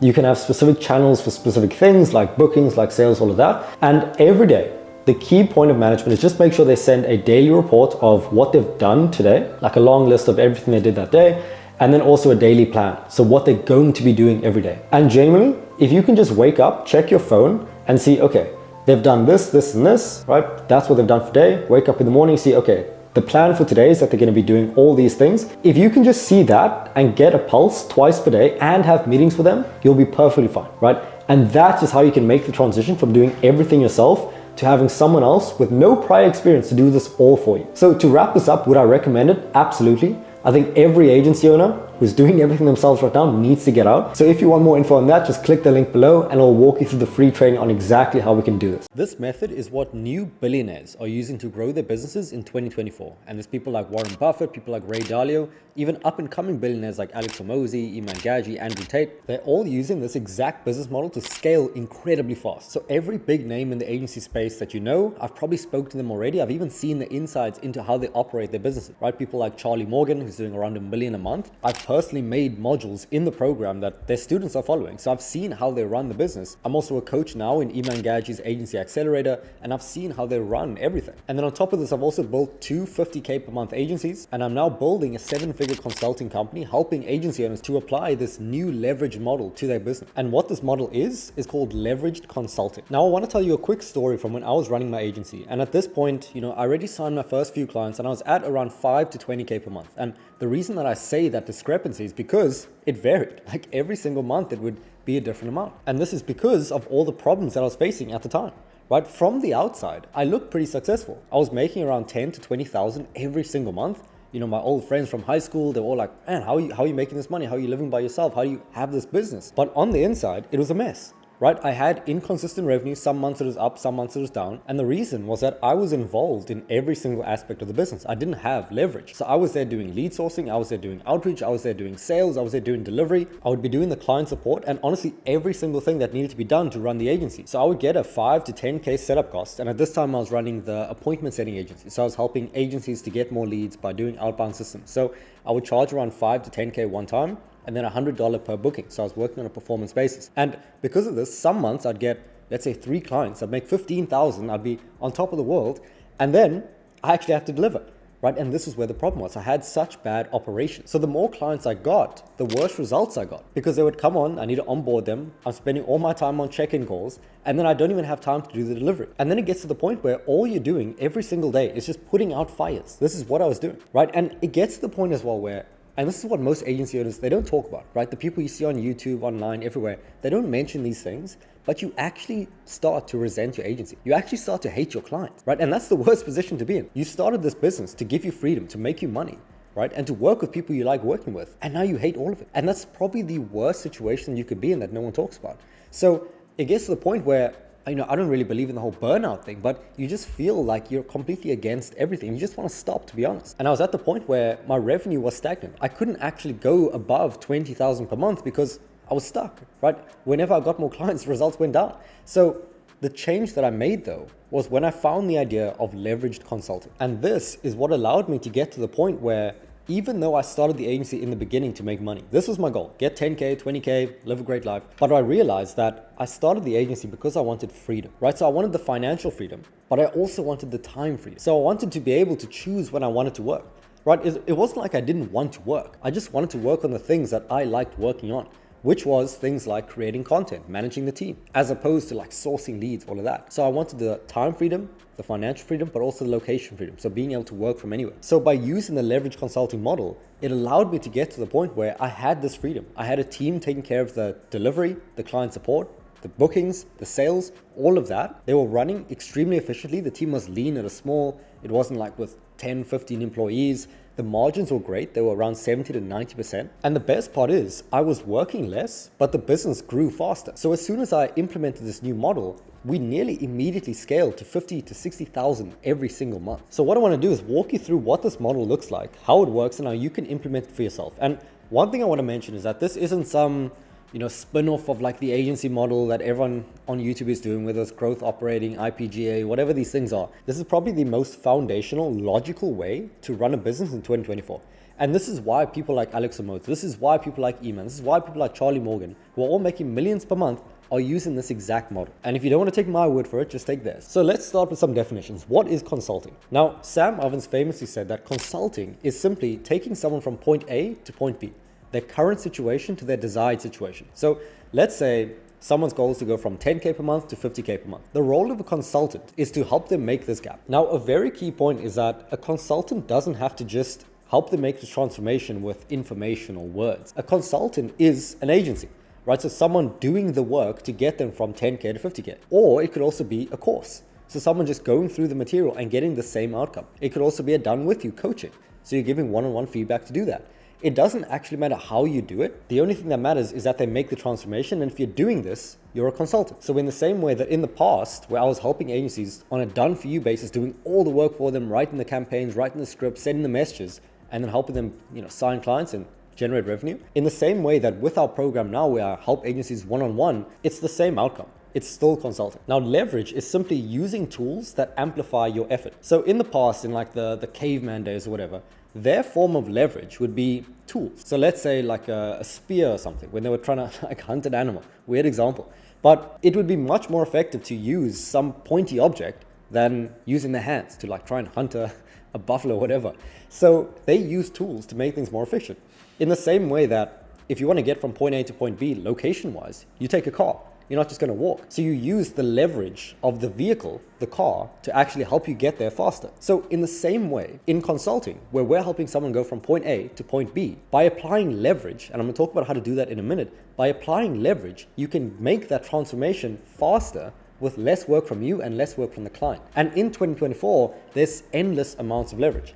Naval, who's worth probably like 1.5 billion at this point, he was even saying that in 2024, in the modern era, there's infinite leverage. So the amount that you get paid is dependent on how good your decisions are, right? Not how much work you can do, how much scrambling you can do, by how good decisions you can make. So just a quick example on how I applied leverage to the done for you agency when I was running this, because you may be running an agency right now, whether it's advertising, content creation, anything, SEO, whatever it might be. We were personally doing appointment setting. So we were helping agencies to get more appointments using things like LinkedIn, email, all of that. So the first way that I applied leverage was we used to have 3 copywriters on the team. So they would write the scripts for our clients. So they would do the research. They'd probably spend like 5 hours on that during the onboarding, speaking to clients on Google, doing all these things. Then they would take that information, put it into a script, and they would use this in the outbound, right? And this process would take a long, long time. And we'd have to have meetings with them every single week just to make sure everything is going well. The way that we implemented leverage though, was when we first started hearing about things like ChatGPT. Simply put, we just replaced the copywriters with ChatGPT. So what we would do is we would go into ChatGPT and we would use it to determine the key pieces of information that we needed to run these campaigns. So for example, if I was running a campaign targeting marketing agencies, right, I could use ChatGPT to just list out the pain points. So for example, if I went to ChatGPT now and I just said, what are the major problems faced by agencies between 10 to 50K per month? They would say things like inconsistent revenue. So some months revenue's up, some months revenue's down, inconsistent bookings, operational inefficiencies. So you may be doing everything yourself. You may be stuck in the day-to-day. You may be burnt out, working all day. You may be constantly putting out fires. These are all things that would usually take 10 hours of calls and research to find, but can be found in 10 seconds using ChatGPT. and one person can do this. So we would just use this information in our copy and book a ton of meetings. And we went from having 3 copywriters to 1 copywriter to not even having copywriters and just having the operations manager manage that. Another way that we use leverage is when you're typically onboarding new team members. So you're hiring a new team member, you want to get them trained up on your company and then on the actual tasks that they need to do. You need to spend a lot of time training. And this is honestly where most of the managerial time goes. Obviously, if you have clients on board, if you have team on board, you understand this. So instead of presenting all the info that they need on calls to actually teach them, so you're literally sitting on a one-on-one call like, this is our company, this is what we do, and just spending a ton of time repeating yourself, what you can do, and what we did, I recorded all the information that they would need on the company, on the tasks, on the clients, on everything. And I just made it into one location. I literally just listed it in one Google Doc. So for example, when I was bringing on an operations manager now, it is like all I needed to do was just list out every SOP. So it's like, okay, when a client's payment fails, what do you do then? It's like, okay, so you message the client, you put them in this spreadsheet, you follow up here, and you just do this sequentially. Then I put the other workflow. It's like, okay, how do you engage in the community? How do you answer questions in Slack? All these things. And they literally just had one doc with every single thing that they need. So essentially, instead of going from spending 40 hours over the period of 2 months training them, they can literally just go over the doc and all the videos in a weekend. So I give it to them on Friday, they watch it over Saturday and Sunday, and they're starting on Monday. And I didn't do anything. So as you can imagine, if you can just do this for every single person on your team, it's like you barely need to spend any time managing or training. And at the same time, if you wanted to hire someone new, you literally just give them the exact same resource. So this is the leveraged approach. So the final point that I want to give you, and probably the most important point, is that if you're making between 3 to 10 to 20 to anything above that, if you're making anything above 3K per month, it just means that you have the skills to run an agency, in that you know how to book the meetings, you know how to sign the clients, you know how to deliver, you know how to do client support. Therefore, the only thing stopping you from getting out of the day-to-day and scaling isn't some new crazy tactic. It's literally just documenting what you do to get results and giving it off to someone else. So let's say you're doing onboarding now, and what you do is you invite the client to Slack, you send them a message, you send them an onboarding call, you walk them through specific things. The only reason you're still doing this is because you haven't given it off to someone else. And I understand, okay, client support, you don't want other people managing your clients, all of that, even though it's a crazy belief to have. Even for something super, super basic. Like let's say the backend setup for a client. So let's say you're running Facebook ads for them, and what you need is to collect all the information from them. What you can do is you can just teach an assistant, a VA, for $3 to $5 an hour how to do this. You document it once, and then as soon as a new client comes on board, you can tell them, look, as soon as you see this payment come in, immediately send them an email, invite them to Slack, set up the business manager, do this, prepare this, and get it all done in the backend. And what can happen is, and the first time I saw this, I literally can't even describe how I felt, but I was on calls all day, sales calls. And what happened was we onboarded a new client the day before. And this is as soon as I first documented this and gave it to a VA. And what I realized was the entire setup, it just happened without me. Like the entire client got onboarded. They joined Slack, they completed the form, they even got questions answered by the VA. The client's happy, they knew the expectations. The VA was like, okay, we have all this information, it's all in one doc. It is the best thing ever. And every single new client that came on board was completely done without me. And then after that point, I had the copywriter. So they wrote up the campaigns, they did all of that, they did the testing. So essentially, all I did was I took a sales call. I just told my team, okay, this client's gonna get onboarded, just handle that. I went on to another sales call. And while I was on that call, everything else happened in the backend. So the VA, the operations VA, they started on the setup. So they got the domains, the emails, all of that. My copywriters started on the campaigns, the research, all of that. And then within 24 hours, they were ready to launch. And I didn't do any of it. And I can't explain how great of a feeling this is when your entire business is taken care of and you're not doing any of this. So if you want me to personally walk you through how we did this in the past and how you can do the same, book a time using the link below, and I'll happily walk you through all the systems that we use to make this transition. Because I promise you, if you can do this, your entire life will change. Because this doesn't just apply to operations or clients. It applies to sales, bookings, delivery, support, everything. And if you can get out of all of these, you literally have all the time in the day to do whatever you want, right? So book a time using the link below, and I'll see you very soon. In 2024, you can have a 7-figure agency with only one person. Alex Hormozi, who's worth over $200 million, did it when he was first starting Gym Launch. It was him and a virtual assistant. People like Nick Cosmos made over $20 million with his one-person methodology. People like Justin Walsh is making millions every single year, literally not even making videos, just writing tweets and LinkedIn posts. So if you're in a situation where you're running an agency, you're making between 5 or 50,000 per month, and you have like 5 to 20 team members, things just feel bloated, they feel clunky, they feel all over the place. Like you don't know what all the team members are doing, like is this guy even working or not? And you just feel like there's a leaner, more efficient way to do things, right? You hear about these tools like AI, like no code, like automation, all these things, but you don't actually know how to implement. So because of this, you're stuck on calls, you're in the day-to-day with everything, you're constantly just putting out fires, talking to your clients, answering questions, you're on Slack, you're doing all these things, but you don't feel like the needle's actually moving. Like you're not actually making progress, but the worst part is you're working all day. So what I'm gonna walk you through is how I use the leverage consulting model to go from the point that I just mentioned where stuck in the day-to-day, constantly working, all these team members, low margins, but not making any major revenue, to the point where we have plans of hitting hundreds of thousands per month with 1 to 3 team members. So if you don't know who I am, my name's Ethan Welby. I've built 2 $50,000 per month agencies, built courses inside of programs like Charlie Morgan's Easy Grow. I'm currently a coach inside of Iman Gadget's Agency Accelerator, and I'm currently building a 7-figure consulting company helping agencies to predictably scale up using leverage, using this new model. So I quickly want to tell you a story of when I was running the agency. At this point, I was around 1 or 2 years out of high school, decided not to study. I was here in Cape Town. And what happened was I started running the appointment setting agency. And as I continued to grow, as I learned the skills, I went from charging $500 upfront, $100 per booking, to the point where I was charging around $24,000 upfront for a 6-month commitment. Right? I grew very fast. But it got to the point where from the outside, it looked great. I was making around $50,000 every single month. This is the first agency that I started that I got to that point.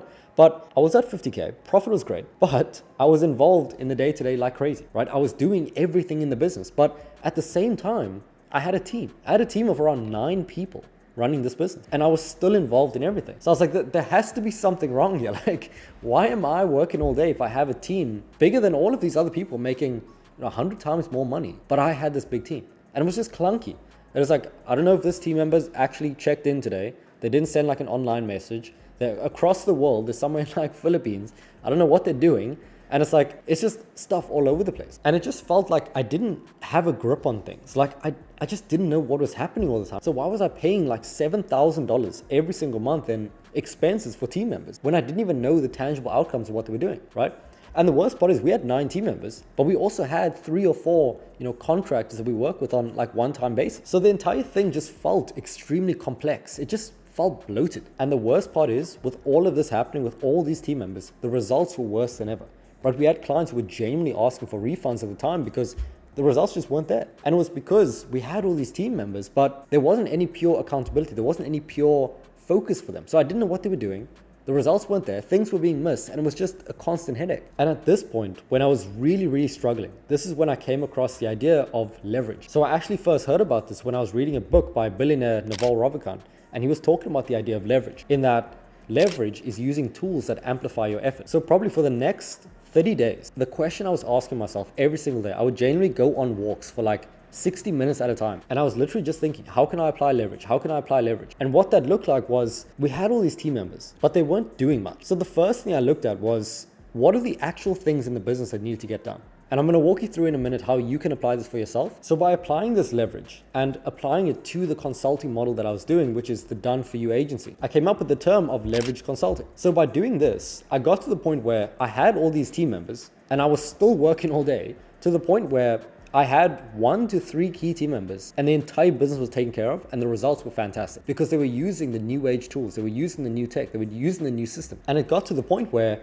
I literally would just take a sales call. A client would sign up for $4K per month. They would go into Slack. Our operations VA would take care of the backend, so they'd set up the domains, all of that. Our copywriter would set up the scripts, all of that, and they would handle the client onboarding and the client support, which was 90% automated. So I literally just focused on getting the deal signed and everything else was taken care of. And then I just spoke to the client again when campaigns were ready to launch, and it was just like 15-30 minutes confirmation, and then we got things going. So it was extremely streamlined. So the way that I got out of the initial situation where everything was all over the place, completely complex, is when I was reading Naval Ravikant's book, where he was saying, you want to determine your hourly rate and don't do anything under that rate. So at the time, the business was doing $50K per month. So what I did was I signed an hourly rate of $2,000 per hour. So everything below $2,000, I just delegated to someone else. So in terms of your steps to apply this to your agency, what I want you to do is determine an aspirational hourly rate. And the key point here is aspirational. So it doesn't have to be exactly what you're getting paid now. It can be what you want to be getting paid. So I would select something, if you already have clients, you're already at 5, 10, 15K a month, is nothing under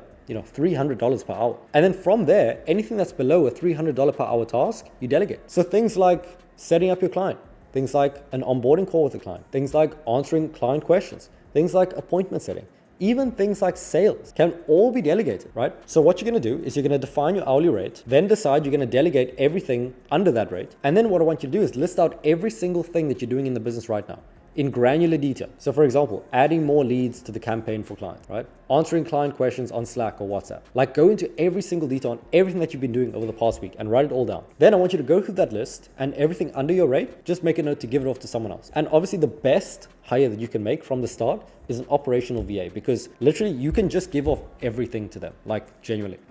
There's no like specific thing that they have to do, like setting or sales, and there's no crazy skill requirement. They can literally just do everything. And this will honestly save you hours and hours and hours every single week. It's genuinely the highest ROI hire that you can make, right? Get an operational VA that can take care of everything, okay? And that is the same hire that Alex Hormozi used when he got to 100K per month with just him. Same with people like Ravi Abuvala, who's running an 8-figure company right now. He got to 100K with just one person as well. So what you're gonna do is you're gonna delegate everything that you're doing to someone else. And simply put, the way that you do this, and I'll put an example on screen, is just by making an SOP. And simply put, you just have to write down the things that need to be done to complete the task. Let's say it's client onboarding, right? So there's a few key things that need to be done. So for example, invite them to Slack or WhatsApp, then send them the onboarding form, then schedule an onboarding call, then answer any questions that they have. And then just record a Loom going over all of these steps, so doing it live.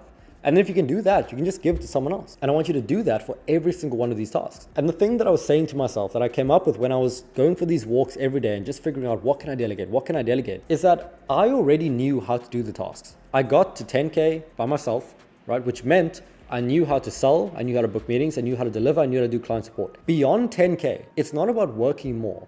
It's about applying leverage. So the only thing stopping me from getting to 100, 200K was giving what I'm doing already, the admin stuff, the things that don't produce income, it's just giving it to someone else. And the only thing stopping me from giving it to someone else was me being willing to communicate how I'm doing it. And if I can just do that and give off everything, I can just focus on the things that bring in revenue, like creating content and doing sales, and everything else is taken care of by my team. So do this right now. And if you want one-on-one support from me to help you build this out, I can literally just give you what I used in the past. Book a time using the link below, and I'll walk you through exactly how we did it for clients in the past and for myself. Right, worst case, you just take the systems and you implement it yourself. Best case, you add an extra 10, 20, 50, 100K like some of our other clients. So book a time below and I'll talk to you very soon.